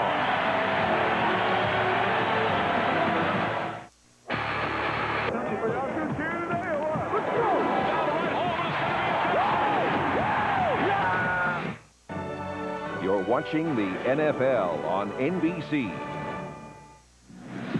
Penetration on running plays, that's what makes them go bad.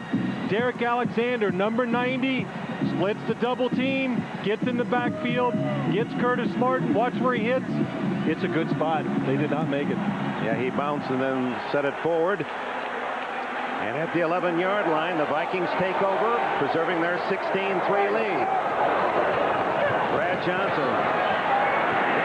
Incomplete. Jake Reed running before he caught it. Let's go to Jim Gray with a Viking legend.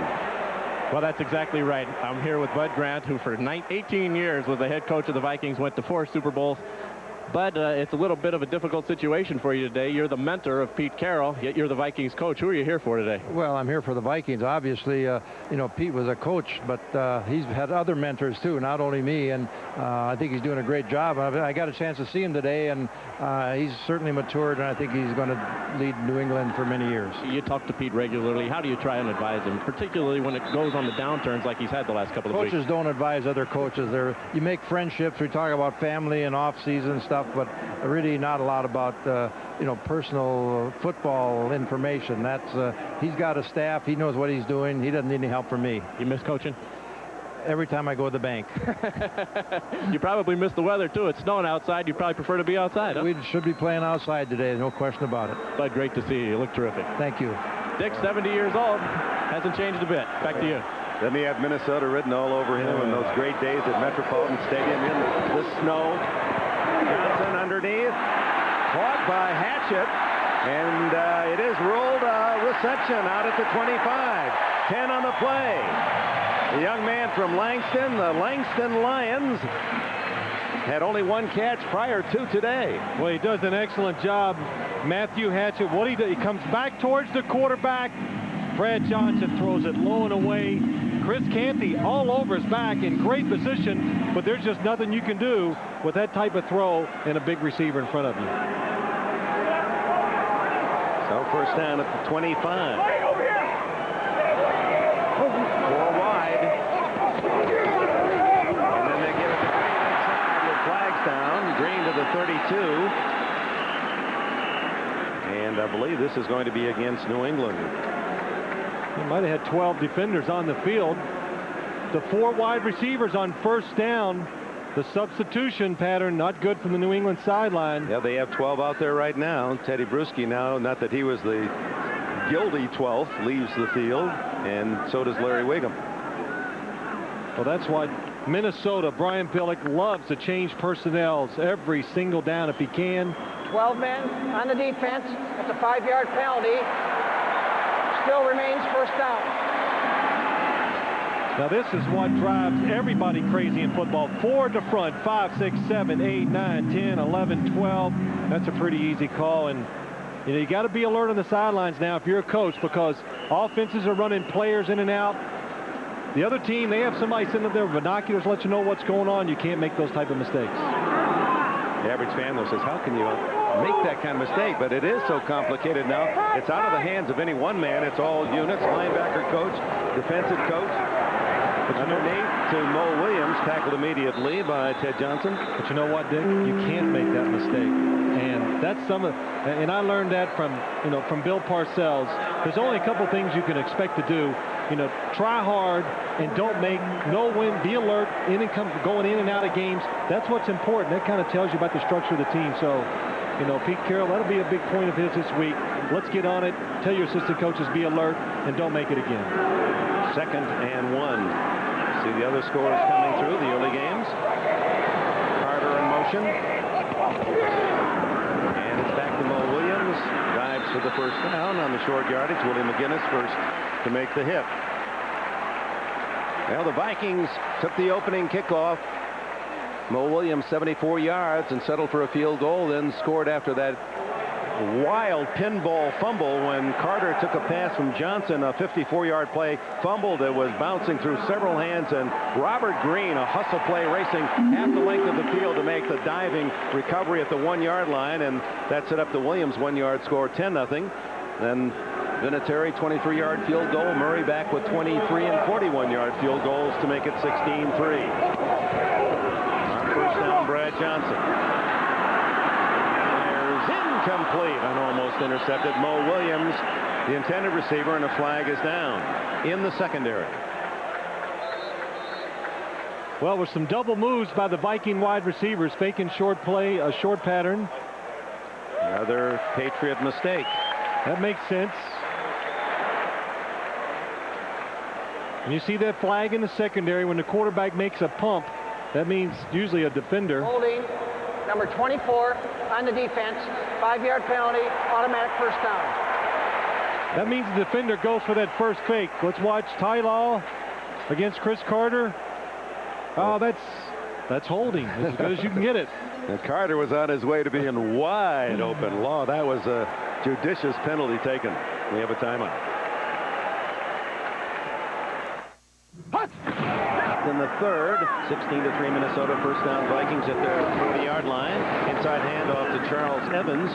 The pickup of 3, close to 4. Lawyer Malloy made the tackle.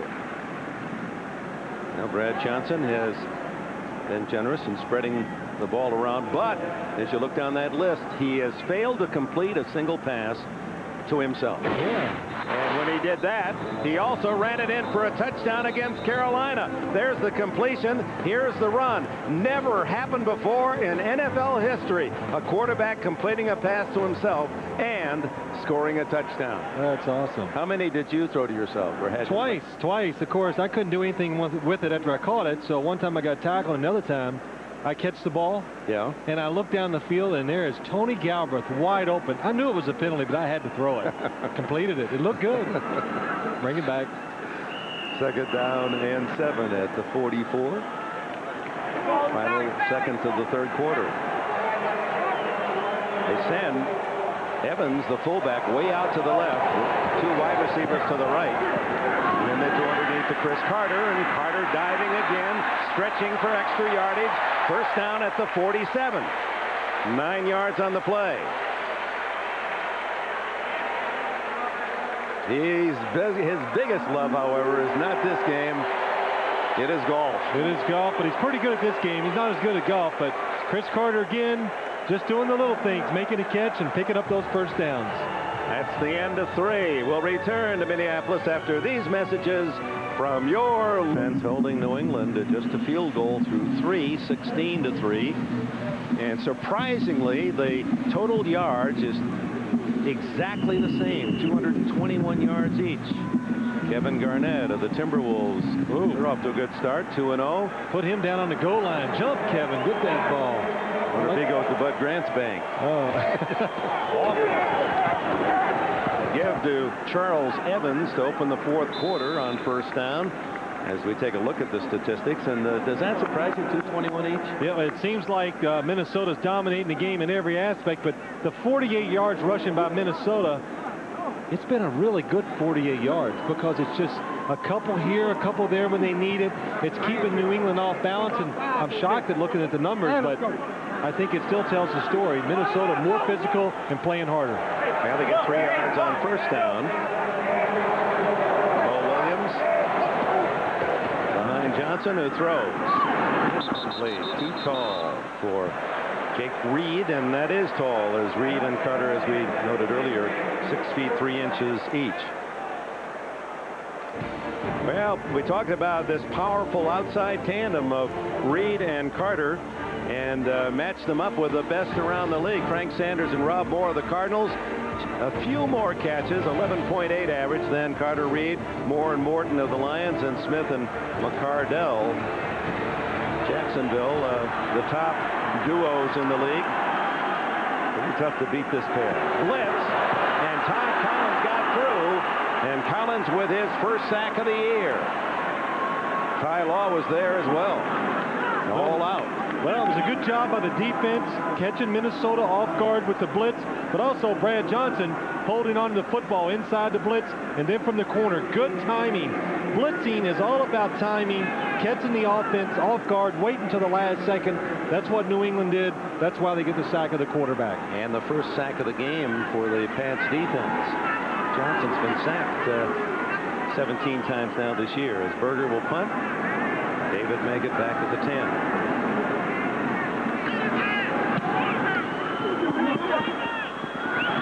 Fair catch. Meggett at the 14.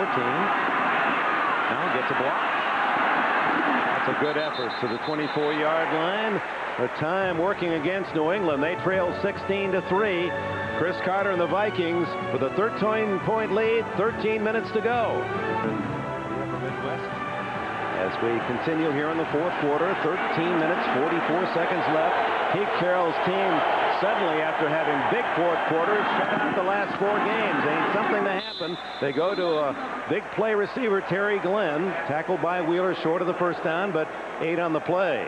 44 points in the first 4 games in the fourth quarter, and 0 the last 4, as the Pats have lost 3 of those 4. And only 1 touchdown in 8 quarters plus.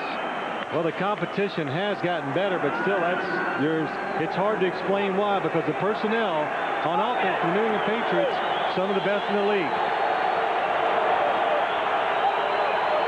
2nd and 2.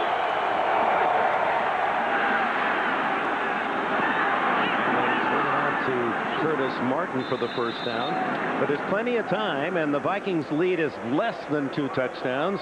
A score on this drive, and New England could make it mighty interesting for the 64,000.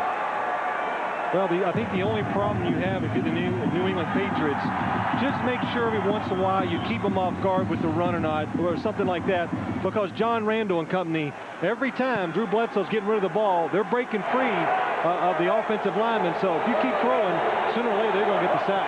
That's a patchwork line in front of Bledsoe. Inside handoff to Martin, and a good effort out to the 45, and a first down run again of 8 yards. Well, that was a good job. Minnesota, everybody going up the field trying to get to the quarterback.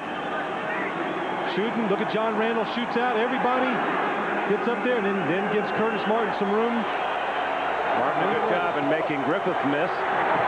Batted in the air. Incomplete. Bledsoe didn't know where it was, and with a beat on it was Jason Fisk. Colonnay was the man who deflected the pass. There he is, Stalin Colonnay. Well, good job by the defensive lineman.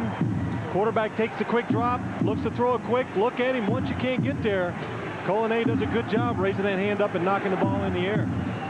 Colonnay, Stalin in Russian, he says, means man of steel, and you got John Randall in the middle. It's a Batman freak, and you've got superheroes all over that Minnesota line. 3rd down and 2. They don't run. The throw wide open is Troy Brown. And Brown with good speed dashes outside the Minnesota 30-yard line. 26 on the play. Good job of the offensive line of New England. Give them Drew Bledsoe time to go down the field, find Troy Brown open over the middle, and he gets it done. Gets rid of the ball just in time. John Randall, double team, still almost gets to the quarterback. Todd Rucci doing a good job of warding him off. Long play out of the shotgun to Martin, and it works. 15, and he's down to the 12. Another first down, and suddenly the New England offense is alive. Well, this is the way you get a running game going sometimes. Getting passing formations, make the defense think pass, pass, pass.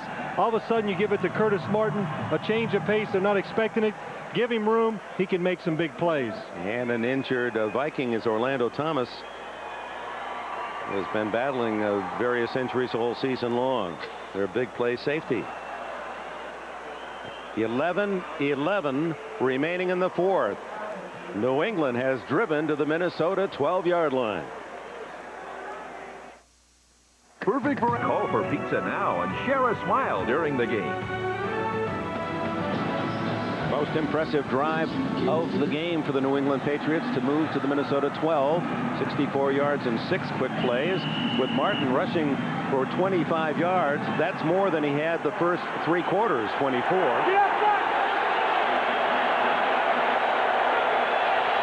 Shotgun. On first down, Bledsoe. Bobbled and incomplete. Martin was the receiver. Brady, the linebacker, reaching for the interception. Boy, now this was an ill-advised throw right here. Drew Bledsoe, watch. Curtis Martin going to come across the middle. He's double-teamed in and out by the linebackers. He feels the pressure from the defensive lineman. He wants to get rid of the football. He makes a bad decision. But fortunate, it's just a second and 10 on the incomplete pass. Is Brady all over that one. 3 wides with Coates in the backfield. Looking for Coates at the goal line, and Philly throws underneath to Martin. Martin to the 5. He's a couple yards shy of a first down. 7 on the play. Rudd and Brady make the tackle. It's third down, and are we headed to another 4th and 1? Ooh, I hope not. I hope not so for Pete. Yeah, that's right. Ben Coates down on the goal line. 2 people. Him, Terry Glenn. You must cover him. This time he goes across the middle. Griffith, number 24, right on him. Drew Bledsoe, good job. Ad-libs, moves outside, drops it off. Makes it 3rd and 3. With 10 minutes plus left in the fourth quarter, this is not a time for field goal. Carroll and the Patriots thinking touchdown. 3rd and a short 3. Fake to Martin. Buying time. Throwing. Caught! Sean Jefferson. What a play! Touchdown, New England!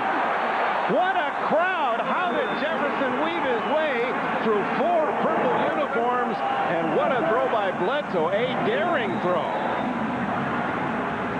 A terrific throw, buying the time. Nobody's open. Drew Bledsoe moves to his left and really throws the perfect pass for the touchdown in the back of the end zone. Bruce Armstrong, the all-pro left tackle, shaken up on the play. But Bledsoe, to his credit, under pressure, bought a lot of time. Watch this. That's what he did. He made the good play-action fake, something they said he didn't do last week on those goal line plays. Leads the receiver, Sean Jefferson. Nice soft pass to the back of the end zone. And what he does, it's really impressive. He sees in front of him, knows there's no trouble, lets Jefferson run to the ball, makes a good catch. Dwayne Washington makes the tackle, and Pete Carroll sees the touchdown drought come to an end. His Patriots are back in the game. Vinatieri's extra point try. Oops. And that goes awry. So from a high to a nibbling low. 16-9. They stay within a touchdown.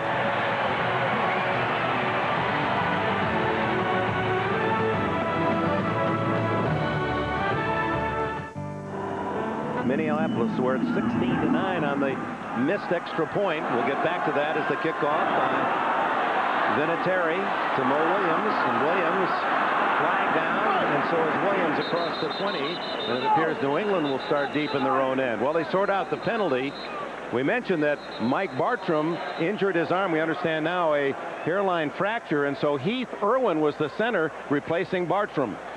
And it did lead to trouble. It's a skipper. It's one hops back to Tom Tupa, can't get a hold of it. Does a good job of staying with it, trying to get it down. Holding, number 56 on the return team. That penalty is declined. Holding, number 85 on the return team. That penalty is accepted. Half the distance to the goal, first down.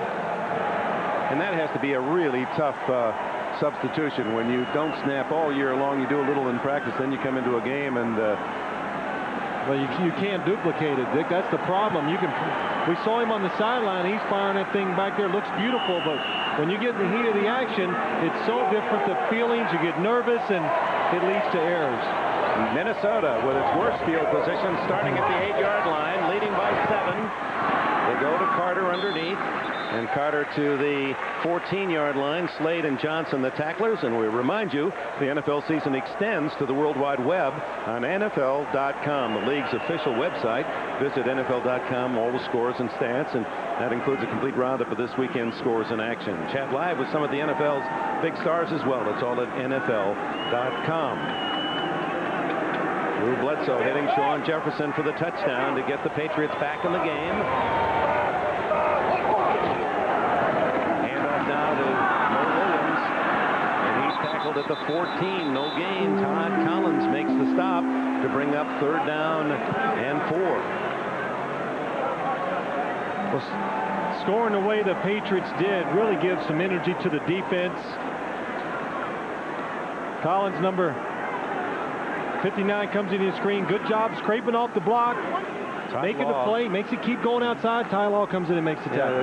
Tyler, you can see why the third-year cornerback from Michigan, Ty Law, they're so high on him. I mean, good defender against the pass, and he's not afraid to stick his head in there on the run. Carter in motion. Favorite target for Johnson, but he's looking the other way and skips the throw, incomplete, intended for David Palmer. So Palmer open in the flat, incomplete. Well, David Palmer's wide open. Watch Brad Johnson. He goes back. He's looking down the field. Then he doesn't reset his feet. He gets a little flat-footed. That makes the ball go down a little too low, and that's why he couldn't come up with the catch. So momentum swinging here in favor of the New Englanders as Mitch Berger will punt, and Meggett now sets up at the 40. One shy of the all-time record, 7 touchdowns on punt returns. Very high, Meggett for a catch. Oh, he looked at the defender flying downfield, and at the last minute stabbed the ball at the 44, a 42-yard punt. Home of the Vikings, who've led throughout, but their lead reduced to a touchdown, and New England with excellent field position at their own 44. Dick Enberg with Phil Simms at the Metrodome. Bledsoe goes to work. Gets out of the tackle, flags fly, and he throws to a wide open Terry Glenn, and Glenn is out of bounds at the 10-yard line. But will it count? 2 flags are down, one in the backfield and one at the 50.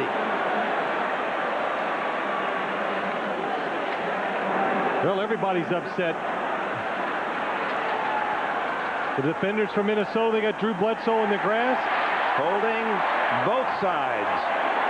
That'll nullify each other, and they'll play it over first down. Holding, number 71 offense. Holding, number 37 defense. The penalty's offset. Replay the down, first down. 46-yard play wiped out. Todd Rucci, the right guard, trying to stop John Randall. Randall gets by him. They call the hold. Drew Bledsoe gets away. Now the receivers all adjust their routes. Makes the defensive backs grab on and hold because the receivers all of a sudden stop one way and go another. Terry Glenn, good job of adjusting, gets wide open. Leonard Wheeler tried to hold him, and that was the penalty against Minnesota. So it's first down and 10 again at the 44. 8 minutes, 11 seconds left. Bledsoe showing some mobility today, getting away from the rush, buying that extra time, and really it's serving him well because the receivers are doing a good job of breaking their routes, and they keep moving. Wide receivers to the left. Glenn in motion. Flag down. Bledsoe hangs on to it and goes down hard at the 49-yard line. Here the Vikings, John Randall, may have lurched offside. Now Bledsoe trying to do a encore performance of his incredible game 3 years ago as he rallied the Patriots from 20-0 down to an overtime win with that record performance of 45 for 70. Biggest game of his career. He said a dream game. Offsides, number 93 defense. 5-yard penalty. Remains first down. Here's a taste of that game 3 years ago. Can't show you all 45 completions, but here are a few of them. After spotting them a big lead, he and the Patriots caught fire. A record 45 completions, 70 attempts, the winning touchdown, 14 yards to Kevin Turner, and a 26-20 win. Draw, Martin, big hole, and a block. 30, 20, inside the 15. Robert Griffith got him out of bounds. What a superb block downfield. I believe it was from little Terry Glenn. Well, again, it's a draw play. It catches Minnesota off guard. Watch the hole.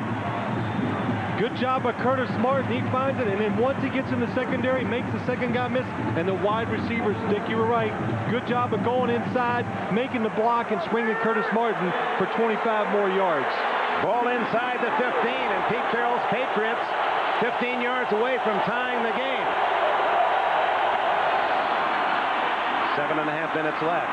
Bledsoe chased from behind and gets back to the line of scrimmage, the 14, as Dwayne Clemens, Vikings #1 pick a year ago from California, makes the tackle and very nearly had a fumble in his sights.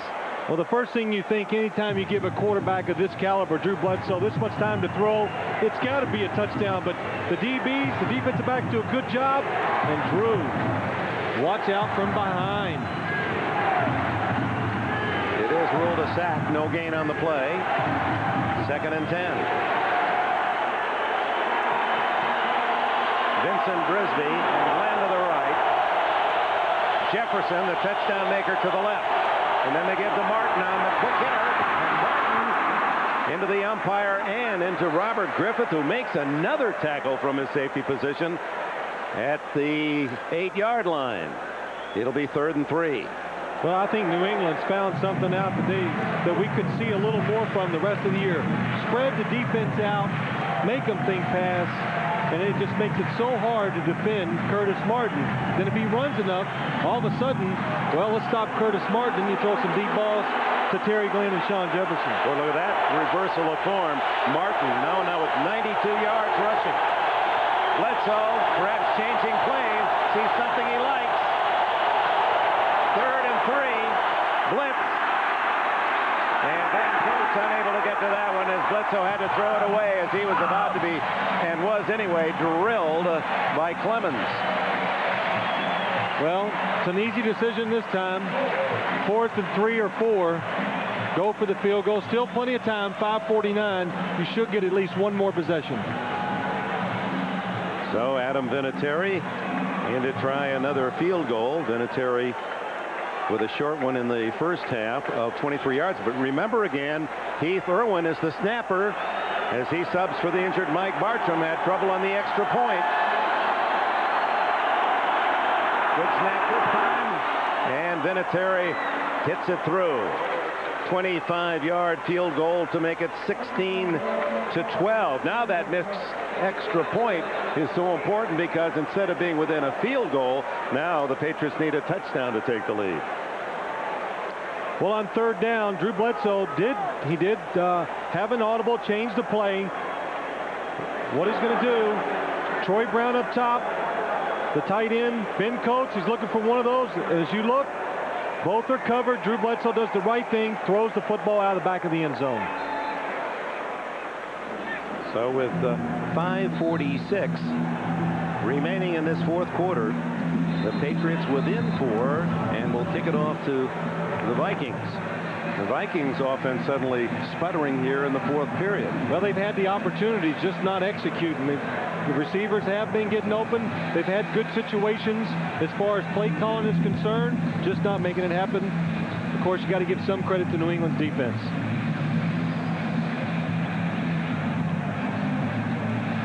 Boy, Drew Bledsoe's had a good day today, playing under pressure. Defensive line's been all over him all day, making some plays. And what I like about him this year, he takes chances. He throws the ball down the field, gives his players a chance to make the play, and he doesn't worry about the interception. Vinatieri hits this one solidly, 1 yard deep. Mo Williams. And he's tackled at the 27. Troy Brown made the stop. A reminder tonight on NBC, Dateline Sunday will be followed by all new episodes, Men Behaving Badly and Jenny. Then the NBC original thriller, House of Frankenstein, 1997. All tonight here on NBC. Well, Brad Johnson into the huddle for the Vikings. They start from the 27 with 5.5 left in the fourth. They lead by 4.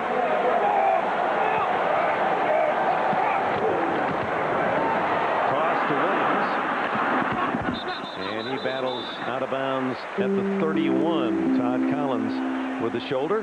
Good job by Todd Collins not being fooled by the fake to Charles Evans, and that would be the pro version of the option play right there, Dick. You know, the quarterback gets it. He's not going to carry down the line. Let's make a quick fake. Watch Brad Johnson fake it. Now, how quick can I get rid of this football? Well, he was able to draw McGinnis inside, but Collins held his ground. Second down and 6. Blitz from the corner. Johnson gets it away to Carter. Carter dances his way to a first down across the 40. Ty Law, the defender. That's 7 catches for Carter, who told us yesterday they've asked him to be more unselfish this year, that they have to spread the ball around. He said, that's okay, so I only catch 100. Yeah, that's right. Here's Willie Clay. Good timing. Brad Johnson never sees him. Mo Williams doesn't pick him up. And the Vikings, fortunate, they have a short pattern on throw to Chris Carter. Yeah, I like that. Chris Carter, got to take one for the team. I'm not going to catch 110. I'm going to catch about 100 this year. Had back-to-back years for 122 catches. Williams protecting the ball to the 41 and very little gain, and the clock runs 4:26, 4:25. Big series here for the Vikings to try to hold on to the ball, run out the clock. 32, Willie Clay. They're playing run on first down. They send the safety up in there, stops the play for no gain, and this is the Vikings are 1 first down away from making the clock a huge factor. So now New England's got to maybe take a chance, get up there, and make sure that, and try to stop the first down. Both teams with their full complement of timeouts remaining, less than 4 to play. Second and 10. Johnson, incomplete, interference. Ty Law, they're too soon against Jake Reed. 3 flags, and they were thrown simultaneously.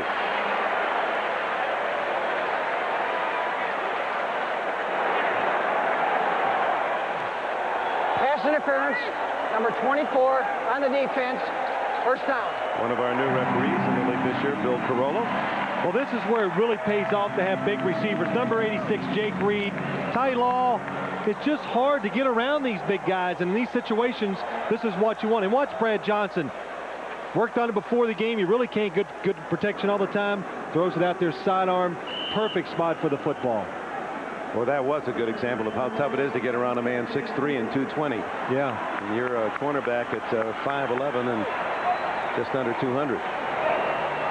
First down at midfield for Minnesota with 3:48 left. Williams turns the corner and gains 4.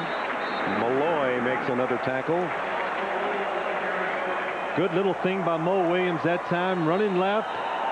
They got him going outside, and what's he do? He knows the play is over. He hits the ground. Do not go out of bounds. And timeout called by New England. They have 2 remaining. Well, usually making your first start, Dick, you do a lot of little things wrong, but Mo Williams has done all those little things right today, protecting the football. That time, the clock is a factor for the New England Patriots. It's in your favor, so he does the right thing and goes down.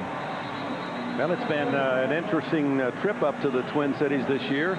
We don't know whether or not this franchise will be sold or whether Dennis Green will be back as coach. But one thing we do know, his team plays hard for him, and they all have great affection for him. Denny Green's team is doing the one big thing that you just can't avoid. They keep winning football games, so the pressure, if he wins enough games, no matter how ownership feels about you, the fans and the media, they'll make you keep the head coach. Besides, Birmingham Vikings just doesn't have a very good ring to it, does it? Yeah, it doesn't sound right to me, that's for sure.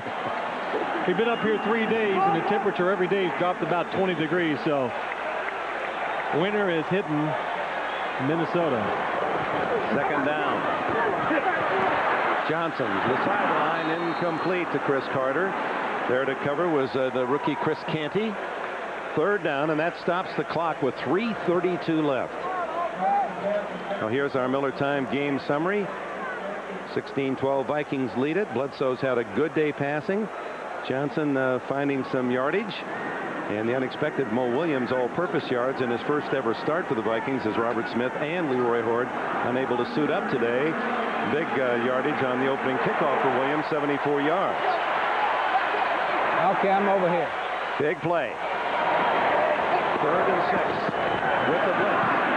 Open is Reed, and the big wide receiver has the first down at the 36-yard line. Good throw by Johnson under pressure. And Pete Carroll wants to use another timeout. Well, what happens? New England, they got to stop them, Dick. They come with the blitz. Here comes the safety, the inside the linebacker. But look at Chris Canty. How far he's off the receiver. The Vikings see it. They run what they call a sight adjust. If you see him blitz, change your route. Jake Reed does it. He sees the safety come. It's easy. Runs the slant. And Chris Canty just giving him too much room. Brad Johnson, you prepare for these things all week? Yeah, it's good. Watch some film. Know the situation. When you react to it well, it's a good positive feeling. They call him the Bull after the character of the Night Court. And there's some similarities there. He doesn't seem to mind. No, he wanted to make sure I called him Bull. Yeah, he's not going to shave his head. But this last time I was up here I called him Opie. Opie? Opie. He didn't like that at all. There's the Bull, and there's his 4th quarter passing this year, leading the league with 8 touchdown passes in the 4th. A young quarterback who really reacts well. Mo Williams reacting well to his first opportunity to play a full game. Good yardage on first down, 8. Well, the main goal is to run out the clock for the Minnesota Vikings, and this is the way you'd love to do it. Create the hole. The New England Patriots stunting up front opens up the big hole for Mo Williams. Injury on the play. McGinnis. That stops the clock with 3:07. And the Patriots then, after he is attended, may elect to use their final timeout. Well, Willie McGinnis, number 55, he just can't get healthy. He's been basically beat up all year. Number 55 getting held, and then the offensive lineman falls on the back of his right ankle. So it's been a tough day for the Patriots in the injury department. Glenn poked in the eye in the first quarter, was out until middle of the 3rd quarter. They lost their starting right tackle, Jeff Ross Moss, so they've had to change 2 positions to cover for that injury, with Lane moving to tackle and Keith Irwin, relatively inexperienced, moving to the guard spot. The snapper, Mike Bartram, a broken arm, so wasn't in for that extra point that was missed. Well, they were kind of fortunate with the offensive line. Max Lane last year was the right tackle, so they've done a good job of shoring up there and knowing their responsibilities. They protected Drew Bledsoe pretty well. With a lot of foul weather around the country, the scores reflecting that, many field goal games. But not Washington and the Bears. Not Carolina and Oakland. Not when you're playing Oakland. You're going to see some points the way they give them up, that defense. And Tampa Bay, Indianapolis giving the Buccaneers a rough go. That's a pleasing score for Minnesota fans. And Cincinnati trying to end their slump against San Diego midway through the 4th.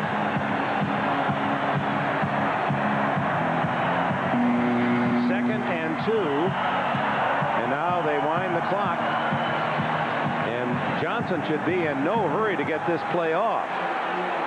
He's got 15 seconds now on the play clock. He could sit up there for quite a while and burn up some time. But he doesn't.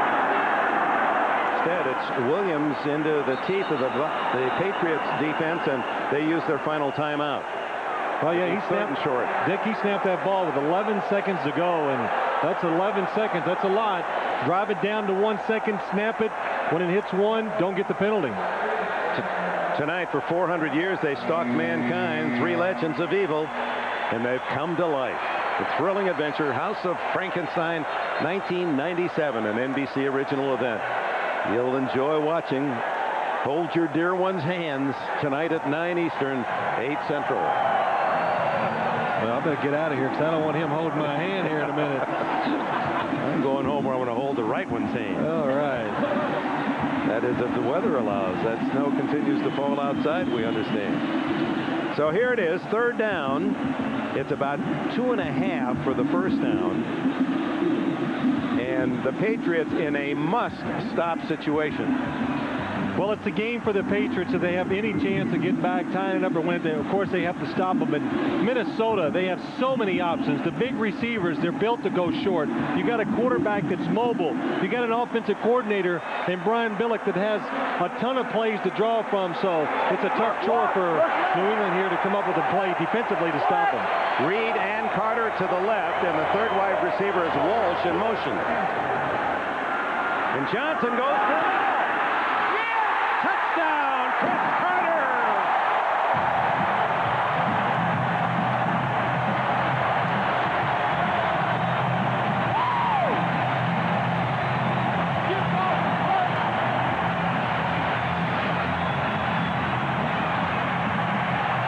Carter's 8th catch of the game.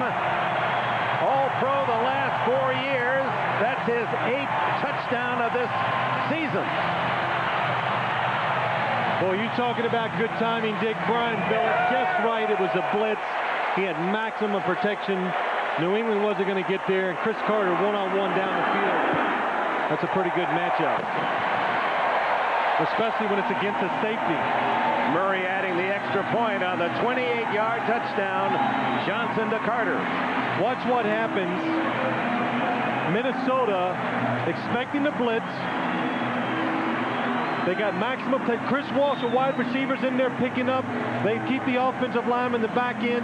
It puts Chris Carter one-on-one with the safety. Brad Johnson right away sees it splits. He knows he has a chance for the touchdown. Looks down the field. Actually, not a great throw. Willie Clay never able to turn around and find the football. Good job by Chris Carter catching it with his body. See the blitz, Ted Johnson. It's picked up. You know, so many times you're an offensive coordinator, you're one play behind, one ahead. You can never guess right with the defense. This time they do. You see the blitz. Chris Carter going up the field. Really just outruns Willie Clay. Too much speed for the strong safety. Well, and that's a situation as a defender, you're thinking short yardage first down, not going for it all. Well, last time they changed the pattern. Remember, they threw it short. This time they blitz. They're expecting them maybe to adjust to a short pattern. Man, they're waiting for it. Minnesota is. They can send their guys deep because they can pick up the blitz. No, the Vikings vault to 23-12. And the short kick by Eddie Murray, very short. Taken on the run by Derek Colors. And Colors gets his chance and returns to the 30-yard line. And that is a touchdown for Carter. Look at the company he's in. He's in the elite, tied with Clayton and McDonald, 84 career touchdowns, and one away from the tandem of Warfield and Allworth. How's that for a package? Well, that's some good names. I don't care if you're not a football fan, you know those names. And Chris Carter, talking to him yesterday, 4 more years. That's all he wants, Dick. Just 4 more. He said the 4th would be a little gravy, but yeah, 3 real serious ones. Well, he's only 31. Yeah, he's got it.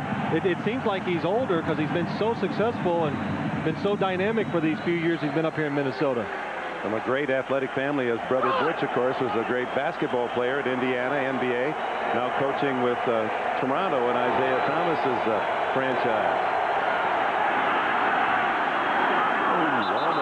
intercepted as Brady closer to it than Vincent Brisby. So 2:26 left. And it'll take something special now for New England to avoid its 4th defeat in the last 5. Well, I never got the feeling today watching the New England Patriots in any phase of the game that they were desperate. You know, losers at 3 or 4, you would think they might come in here and be desperate and just let it go, but you know, they seem to be lackadaisical maybe at the start, and it took them too long to get going, and it's hard to come back against a good quality team on the road. Coates catch good for 14, and Robert Griffith with still another tackle. Good thing they took those pictures of Griffith for Playgirl magazine before today. He'd be pretty bruised up. Bledsoe was Randall in pursuit. Incomplete. And that takes us to the 2-minute timeout with 1:55 left. Minnesota strengthening its hold in the NFC Central. 23-12. Should they lose, they go 5-4. We understand Buffalo has now defeated Miami. That final 9-6. 9-6. So they go 5-4. The Jets have been tied with 3 seconds left by Baltimore. That's headed for overtime. Should the Jets lose, the AFC East would be 4 teams at 5-4. That is, unless Bledsoe can pull off something truly stunning. Fine catch on the far sidelines by Glenn. Does he have terrific hands? He's not a big man, 5'11", but he does have big hands. Big. That's an understatement. We got a chance to see him last night in a production meeting.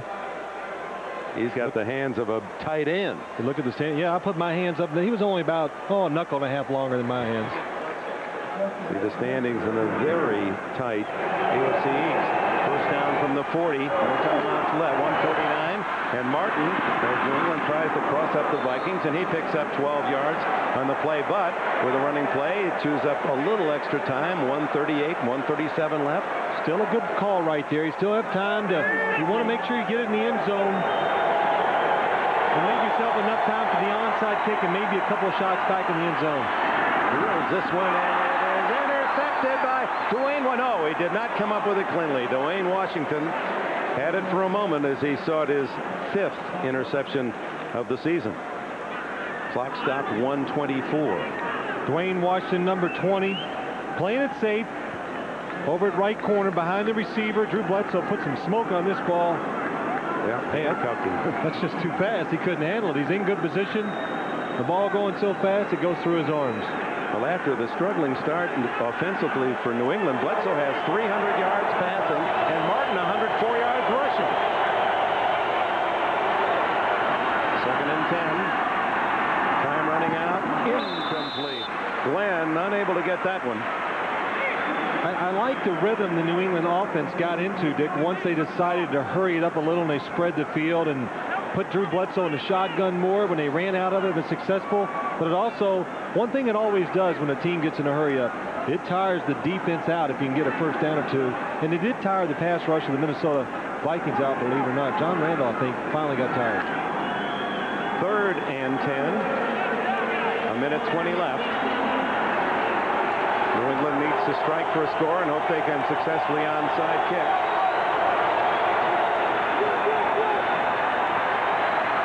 Underneath, that's Vincent Brisby heading for the sidelines and breaks a tackle. Boy, that's a big effort. May have gotten the first down and stopped the clock with 1:13 left. Rudd and Griffith on the tackle. They will measure right at the sticks where he went out of bounds, and he does have the first down. Well, now they're getting to the point of the game where every time you catch it a receiver, your main goal, if you can't score, get out of bounds as fast as you can, because you have 1:13 left. You need all the time now. First catch for Brisby. First down at the 18.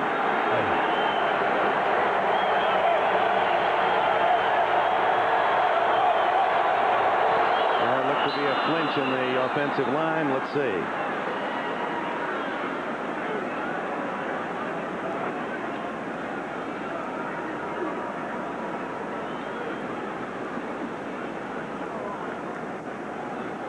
No, Minnesota on their own. Coach Schmidt, number 95 defense. 5-yard penalty. still first down. I think they did flinch, Dick. You were probably right, but it was once the defenders were off sides. And once a defensive lineman crosses the line of scrimmage, and if an offensive lineman moves, it's a penalty on the defense. Only the 5th penalty for 28 yards. Minnesota 88 yards in penalties against New England. Inside the 15. Bledsoe scrambling, chased, able to head to the sidelines. First down, stop the clock, 1:07. Now they're getting a lot out of a little time, are the Patriots. Keep prolonging the game. You never know what can happen when you just keep it going and keep giving yourself one more chance. Bledsoe is the number 2 rusher on the Patriots this year with 36 yards. That shows you how much they rely on Martin coming in. Nobody else has a chance to run the ball but Curtis Martin, which is what you should do when you have a running back of his caliber. But Drew Bledsoe, you know, one thing I thought he did his first couple years, he was a little too stationary in the pocket. This year, not afraid to move around to buy that extra second, and every once in a while he even goes forward and tries to pick up a few yards. First and goal from the 7. And quarterback sneak by Bledsoe will take it under 1 minute. Second and goal. Trying to catch the defense snapping right there. The little quick snap. Might have taken that from Fred Favre, did it to New England on Monday night, so maybe something they picked up from that game. Doesn't work, and it chews up some time. Now the throw and a touchdown to Glenn. Terry Glenn open in the end zone, a 3-yard play, and it is a 23-18 game. I guess this is where you do go for the 2 to try to cut it within a field goal and hope then you can succeed on an onside. This is a big play because now if they get the onside kick, if you convert here, you only need to make 1 or 2 successful plays to give your field goal kicker a chance to tie the game. Significant touchdown for Bledsoe as well at the age of 25 in his 5th year. That's his 100th touchdown pass already. Now a 2-pointer that could make a big difference should New England successfully onside kick. Incomplete again to Glenn. It looks to be almost the same play. When Terry Glenn lines up in the slot, the Patriots and Drew Bledsoe, they put him in the slot for a reason.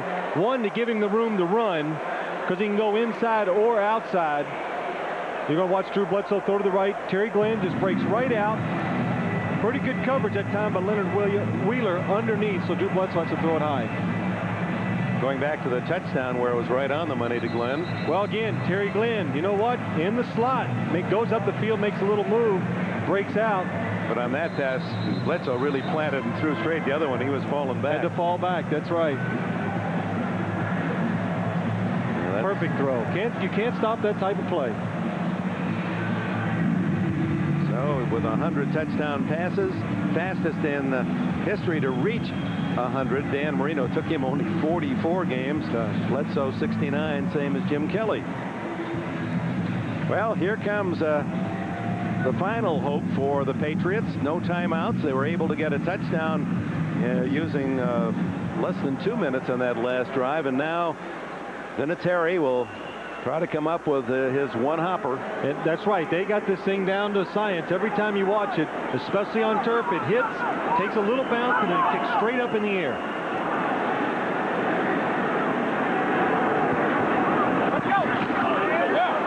Oh, no one able to get to it. Out of bounds. 5-yard penalty. They'll kick it again. But this time, should it go out of bounds untouched, then the receiving team takes over at that spot. If New England could have got their hand on the ball, it would be their ball. It looked as if there really weren't any Patriots looking for the ball that time. Well, we talked about how they had it down to a science. Well, they didn't that time. That ball stayed low and just scooted right out of bounds. It never took that one big hop straight up in the air. Now, the ball did cross the 40-yard line. Well, let's see. It went 10 yards. Boom, usually it kicks up in the air. You can see, definitely, 41-yard line's where it... It's a 5-yard penalty, back to the 25, and they get a second chance. But you recall in the past, it got to be a comedy. There is no infraction on the play. the kick was last touched by the receiving team. By rule, they'll take the ball at the spot of out of bounds, first down. Well, I didn't see it get touched. We said if it's not touched, it's no possession, but let's look for it. Scooting along. Well, okay, we were right. Nobody did touch it. No one touched it, so they should have had another chance after 5 yards. The invisible touch. Sometimes you get lucky. We were actually sitting up here today talking about this exact rule. And not even close to being touched. No. Unless you count Glover or somebody behind him on the sidelines. Well, that's a break for the Vikings, who now only need to kneel down from Brad Johnson, and they'll close out their 5th consecutive win. And for Dennis Green, in his 6th year as the head man here in Minnesota, this is his longest winning streak, 5 in a row. The Vikes go to 7-2, secure at least a portion of first place in the NFC Central. And the Patriots, despite a gallant try from behind, fall for the 4th time in the last 5 and are now 5-4. And we'll see what happens in New York, maybe in a 4-way consecutive games. Their coach, Dennis Green, says this is the best division in the National Football League.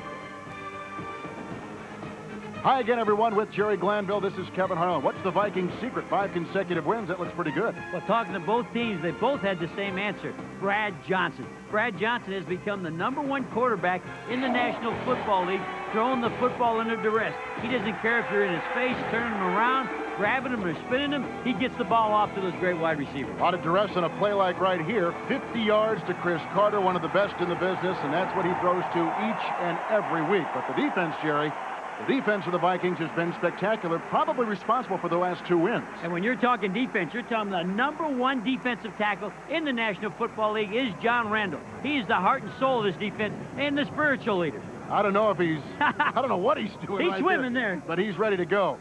The Chicago Bears are swimming for their lives. They're 1-8 right now. Here is a team, Jerry, facing a dilemma. Do they play veterans and try for the win, or do they play a lot of young players and look to the future?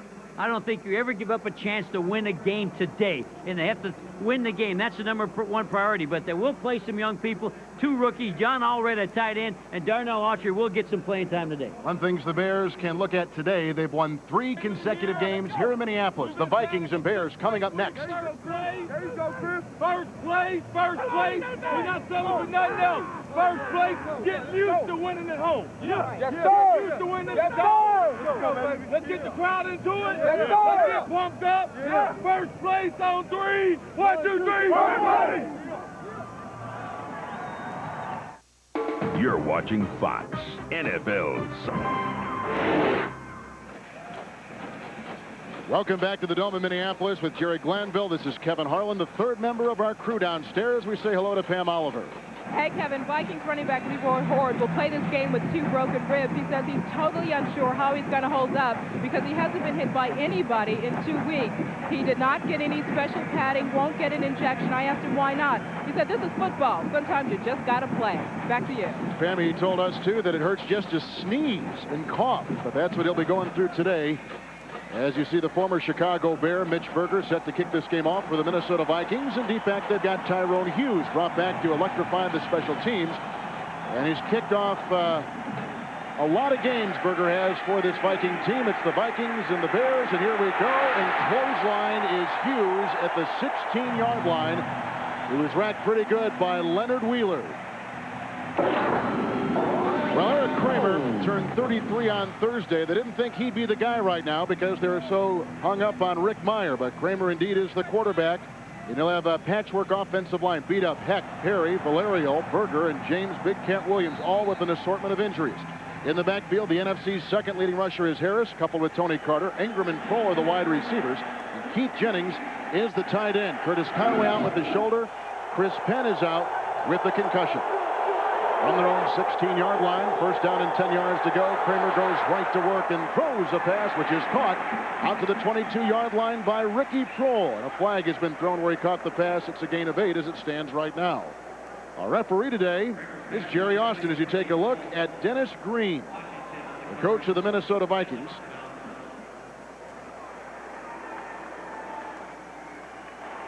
Face mask on the tackle, 5 yards from the end of the run. First down. It's a base 4-3 defense for the Minnesota Vikings, and that's what Kramer will be shooting at today. This defense of the Vikings is number 27 in the NFL. On the line, Smith, Fisk, Randall, a good one, and Derek Alexander. In the linebacking core, Edwards, the former Cowboy, Brady, and Ed McDaniel. Brady leads them in tackles.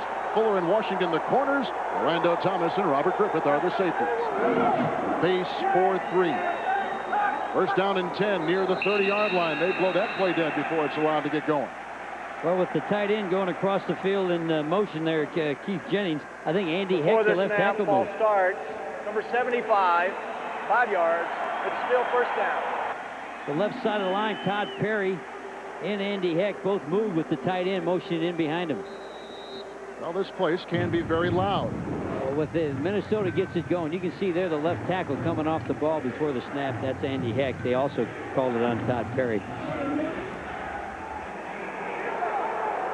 So move it back 5 yards. It's first down and 15 yards to go. The 24-yard line. The tight end Whitnine in motion. And the handoff goes to Raymond Harris. Number 2 in the NFC and back of Barry Sanders in rushing and rushing attempts. They run him a lot. He's probably getting a little bit worn out.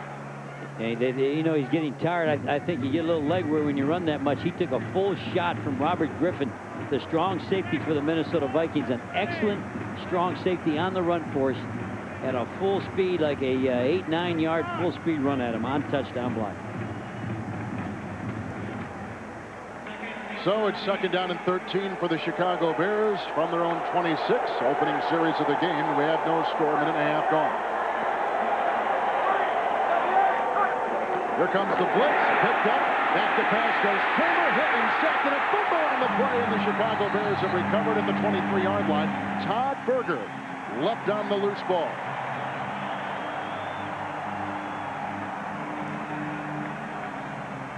Well, the Vikings came after him. Brady was faking the blitz, but instead 59, who is Dixon Edwards, he runs the blitz. They picked the blitz up, but they turn then the ends loose on the outside. John Randall, who else? John Randall working the outside shoulder of Todd Perry. John Randall is the best defensive tackle in the National Football League. Number 1. Fullback Carter picked up the blitz, but nobody picked up Randall, so he gets a sack right there. His 10th of the season. It's third down and 15 for Eric Kramer. Pretty good time in the pocket. Throws a pass, and it's incomplete. Looking for his tight end, Ryan Whitnight. So the Bears on their first possession have got a punt. There's Leonard Wheeler. He's the nickelback, and the former Cincinnati Bengal comes in with a nice coverage play. And when they come in with the nickel, he's a guy that will take slot, will take motion.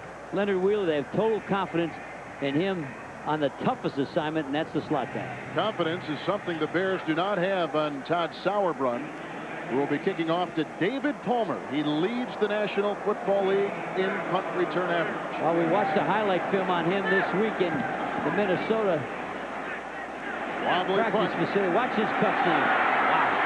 Picked up by Palmer, takes it out to the 45-yard line, and he is brought down after an 8-yard return and a 39-yard punt by Todd Sauerbrunn. So we'll see the Vikings scoreless in Minneapolis. Postal Service and by Texaco, a world of energy. Downtown Minneapolis, and there's beleaguered head football coach for the Chicago Bears, Dave Wannstedt, now in his 5th year. And Dennis Green, his 6th season, been in the playoffs 4 of the last 5 years. From their own 45, first down and 10 yards to go, and Johnson going down the sideline and incomplete for wide receiver Chris Carter. It'll be second down and 10 yards to go, and Brad Johnson in his first full year as the starting quarterback. He was the apprentice under Warren Moon for so many years. 6th-rated quarterback in the National Football League. A great line, a couple of number 1s on the tackle, Stussy and Stringer. In the middle, the great Randall McDaniel Christie and David Dixon, the former Cowboy. Ford and Evans in the backfield. Robert Smith again out. The best wide receiving tandem in the NFL, Reed and Carter. And the tight end, the former Raider, Andrew Glover. Second down and 10 from the 45 for Johnson. Looks one way, nobody there. Dumps it off as he was whacked, and the pass is eventually caught and brought out near the original line of scrimmage, and it was caught by Mo Williams. So it'll be third down and 10. Chicago with the 43 look. Reeves, Simpson, Flanagan, and Mark Thomas takes the place of Alonzo Spellman and John Theory, both now out for the foreseeable future. Minner, Cox, and Ron Cox are the linebackers, and in the secondary, Harris and Carter are the cornerbacks. John Mangum and Marty Carter are the safeties. Base 4-3. David Palmer in the backfield with a 3rd and 10 for Brad Johnson. 3 wide receivers deployed. Johnson to the sideline, and it was caught, but was it caught in bounds? It was in for a first down. Chris Walsh gains 11 yards, and of course it was Walsh who made the game-winning touchdown reception in Chicago for the Vikings earlier this year. And what a great throw by Brad Johnson. Walsh comes in on the 3rd down. He's the additional guy. Watch him get his feet in.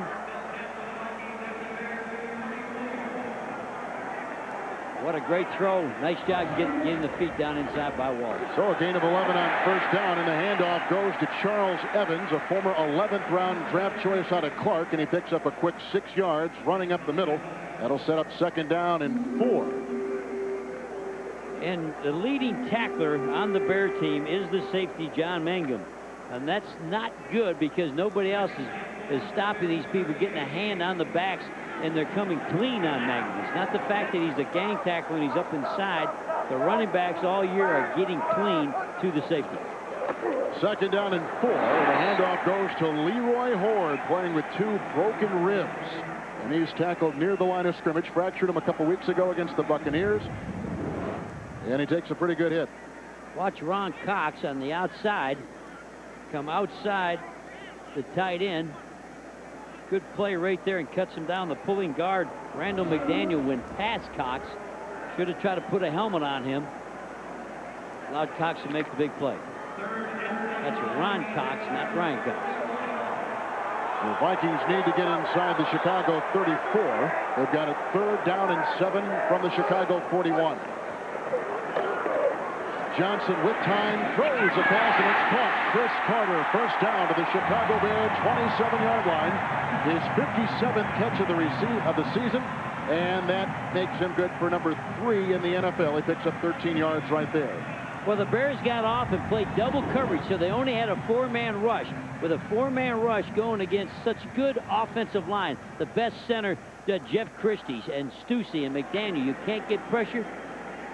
Well, you can't be any tighter coverage. They were all over. They just stuck the ball right in there. But they went to a 22 zone coverage, something the Bears have not been playing.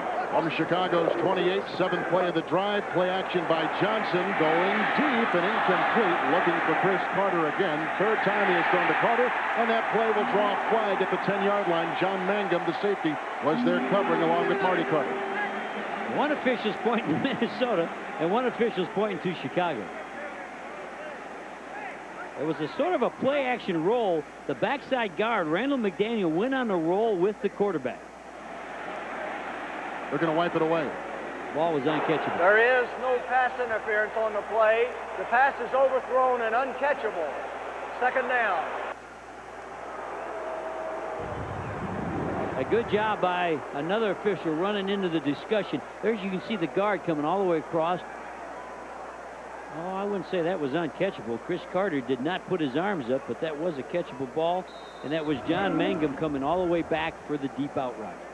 Safety for the Bears, getting a piece of it. So an incomplete pass, 2nd down and 10 yards to go from the 28-yard line of Chicago in a scoreless first quarter. A little more than 5 minutes gone. Johnson on 2nd and 10 throws. Chris Carter the catch. Among 3 Chicago Bears, he makes the grab, gains 9 yards. He's close to a first down as Barry Minner, the outside linebacker, brought him down.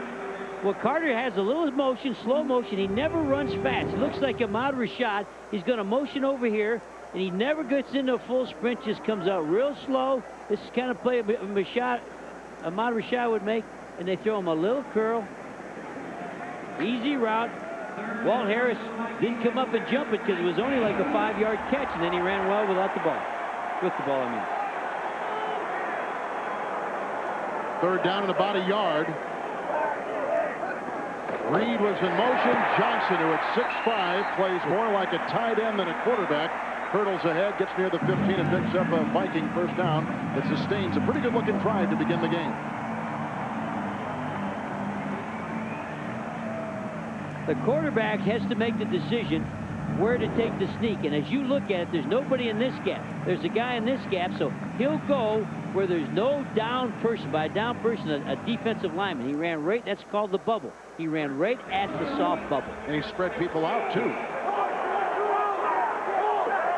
Upcoming is the 10th play of the drive in a scoreless first quarter. About halfway through, 1st and 10. And Leroy Horde takes it up the middle for a couple yards. Signed in November of '96. Started a Pro Bowl in '94. And in between, he's played with Cleveland, Baltimore, Carolina, and now the Vikings. Has 2 broken ribs, as we talked about in the open. Is not wearing any protection and did not take what is known as Dr. Kane for pain. Dr. Novocaine said he would not take a shot. So if they get to him, he'll feel it. Yeah, the thought of a needle into your ribs does not sound very good, does it? Thought of a needle anywhere doesn't sound very good. 2nd down and 8. Opening drive for the Vikings today. Johnson to the sideline, caught Chris Carter. Working on Walt Harris. Carter makes another catch. That one picks up 6 yards on the play. 3 receptions by Carter on this drive alone. Now the Vikings closing in. Well, he's the only wide receiver in the game. They have 2 tight ends, 2 backs staying in the block. So it's a 1 receiver route on a 3-step. So all they're doing is saying to Chris Carter, you beat Walt Harris. Everybody else is in the blocking scheme. And, of course, Chris Carter, future Hall of Famer. He's proved he belongs in a Hall of Fame jacket. He can beat the one-on-one coverage. David Palmer's in the backfield. The pitch to Palmer. 3rd down and 2. He'll breeze into the end zone. Touchdown, Minnesota Vikings. As they buzzsaw the Chicago defense, ripping it to shreds on their opening drive of the game.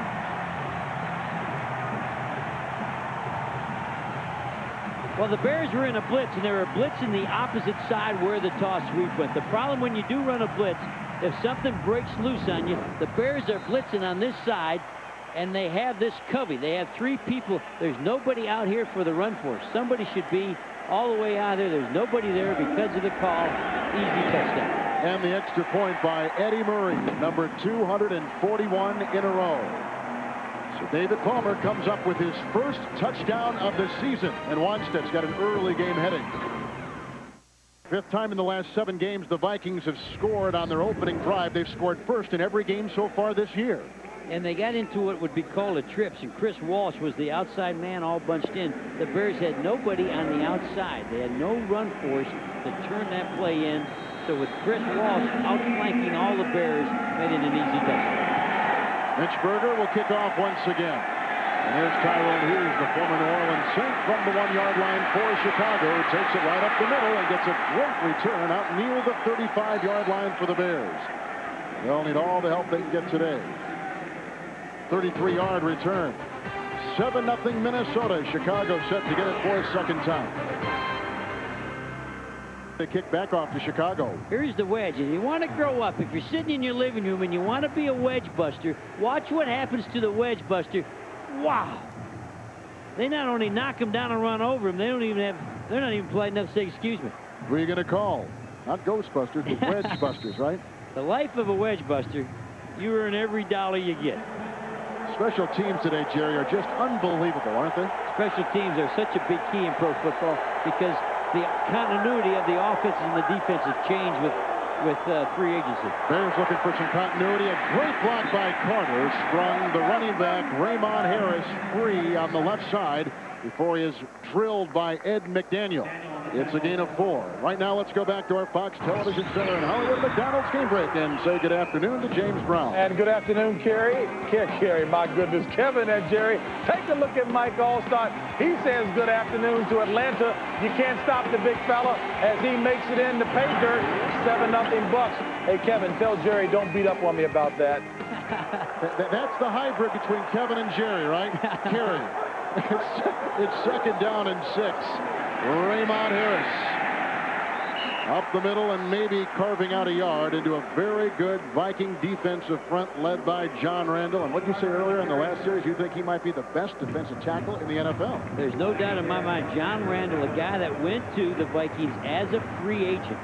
Here's a guy that really had a signing bonus of $5,000. John Randall played his whole first year for $32,000. You got to love what he's done. He's come up now to become the best defensive tackle in the National Football League. 4 consecutive Pro Bowl starts for Randall.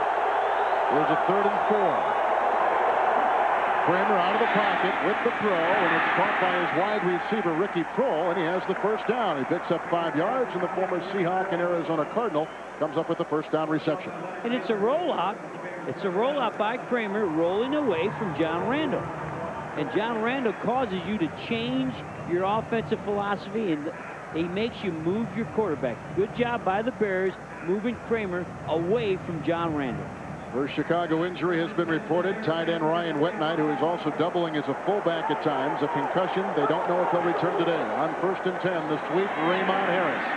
Trying to cut the corner, but is shut beautifully by strong safety Robert Griffith, who leads the secondary in tackles for the Minnesota Vikings. Well, Robert Griffin is as good of safety as there is on the run force. This is how he opened up the game. But I think you're playing into the Vikings' hands when you run sideways. The Bears are running a sweep. The Vikings are as fast on defense as Tampa Bay Buccaneers. Don't run sideways. You got to go up and after them. Former free agent who made this team. Part of a pretty good-looking secondary for the Vikings.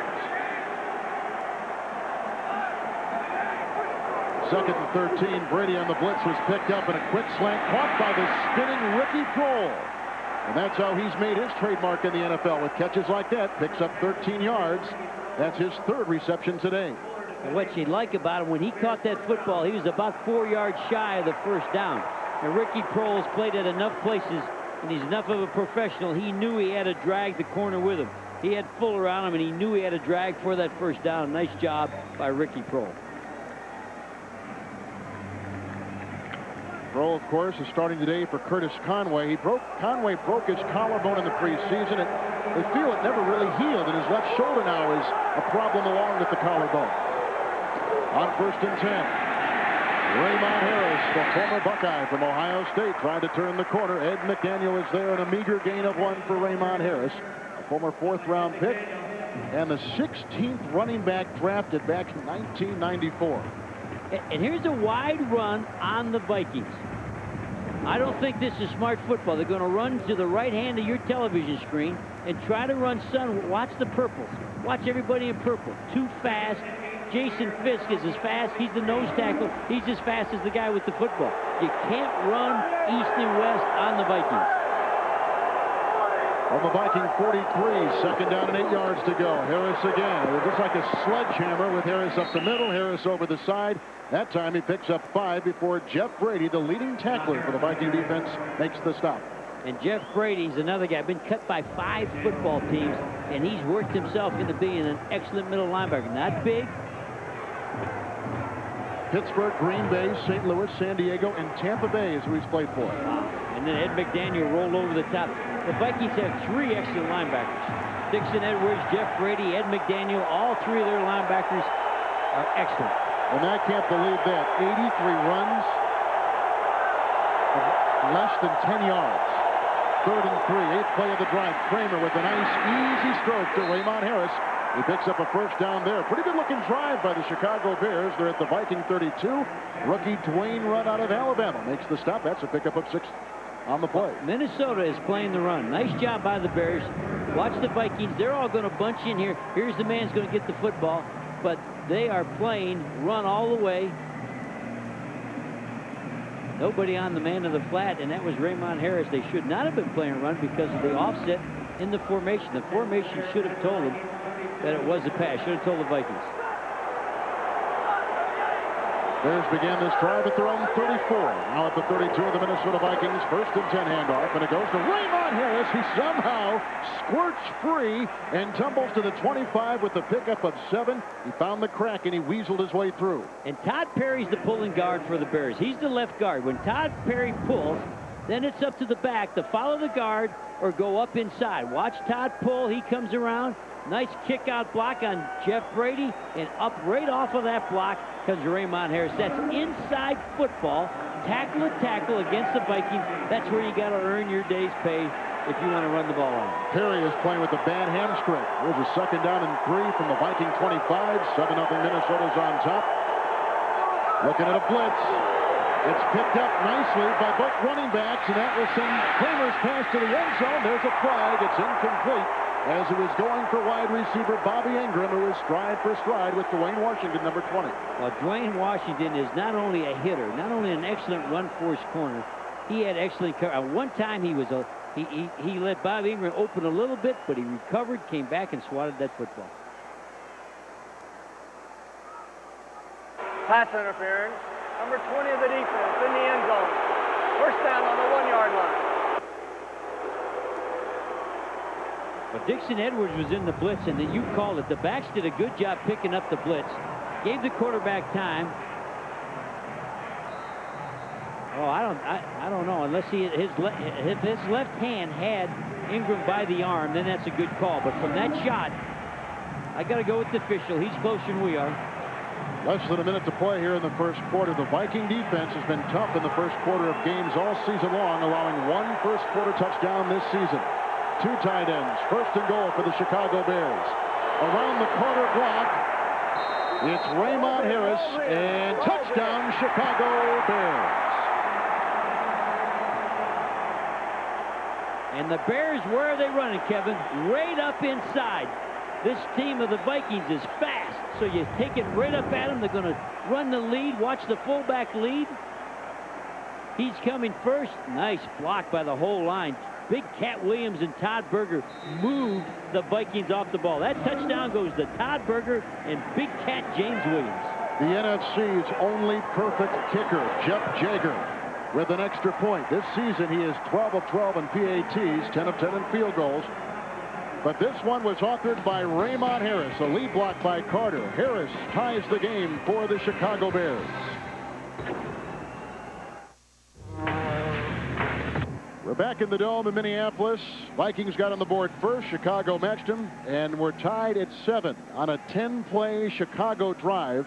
Raymond Harris touched the ball, either running it or receiving it, 8 of the 10 plays. That's feeding the stud, but on that touchdown, for you people in Chicago, go out the refrigerator and write down James Big Cat Williams on that touchdown. He mauled the Vikings defensive line. Jeff Jager will be kicking off. And deep back will be Mo Williams, young player from Kentucky. And picked up at the 3-yard line by Williams. He started last week, his first start in the NFL, and he returns this kickoff out to the 22-yard line. Well, the Chicago Bears have won the last 4 games in this series here. Here's Chris Card talking about the rivalry. We had a very close ball game with them in Chicago on the second game of the season, so they're going to be fired up thinking that we stole the victory from them. So it's going to be a good game. It's going to be a hard-hitting ball game. Anytime you play any team in the Central Division, it's going to be hard-hitting. It's going to be physical. The visiting team has won the last 4 games in this series. The Vikings begin at first down and 10 yards to go. Here comes Leroy Horde trying to climb over the right side. Blown down at about the 21-yard line by Ron Cox. He was lucky to get back to the line of scrimmage. Leroy Horde, 8 years out of Michigan. Well, the Vikings running away from the slot formation. They put the 2 wideouts to their left. They get the Bears to play a coverage all the way there and then run back to the soft side. And that's the end of the first quarter, and we're tied at 7. Dave Wannstedt, Chicago Bears. Dennis Green's Minnesota Vikings. And Fox's presentation of the NFL. We'll be back following in Minneapolis. 7-7, we are tied. And we begin the second quarter with the 2nd and 11 for the Minnesota Vikings from their 21-yard line. Play action by 6'5" Brad Johnson. Throws to the sideline, incomplete. It's the first time he's gone to Jake Reed, the NFL's number 9 receiver. It's incomplete. It'll be 3rd and 11. This is Tom Carter. One-on-one coverage. Puts a hand on him there late. Grabs a little bit. Gets away.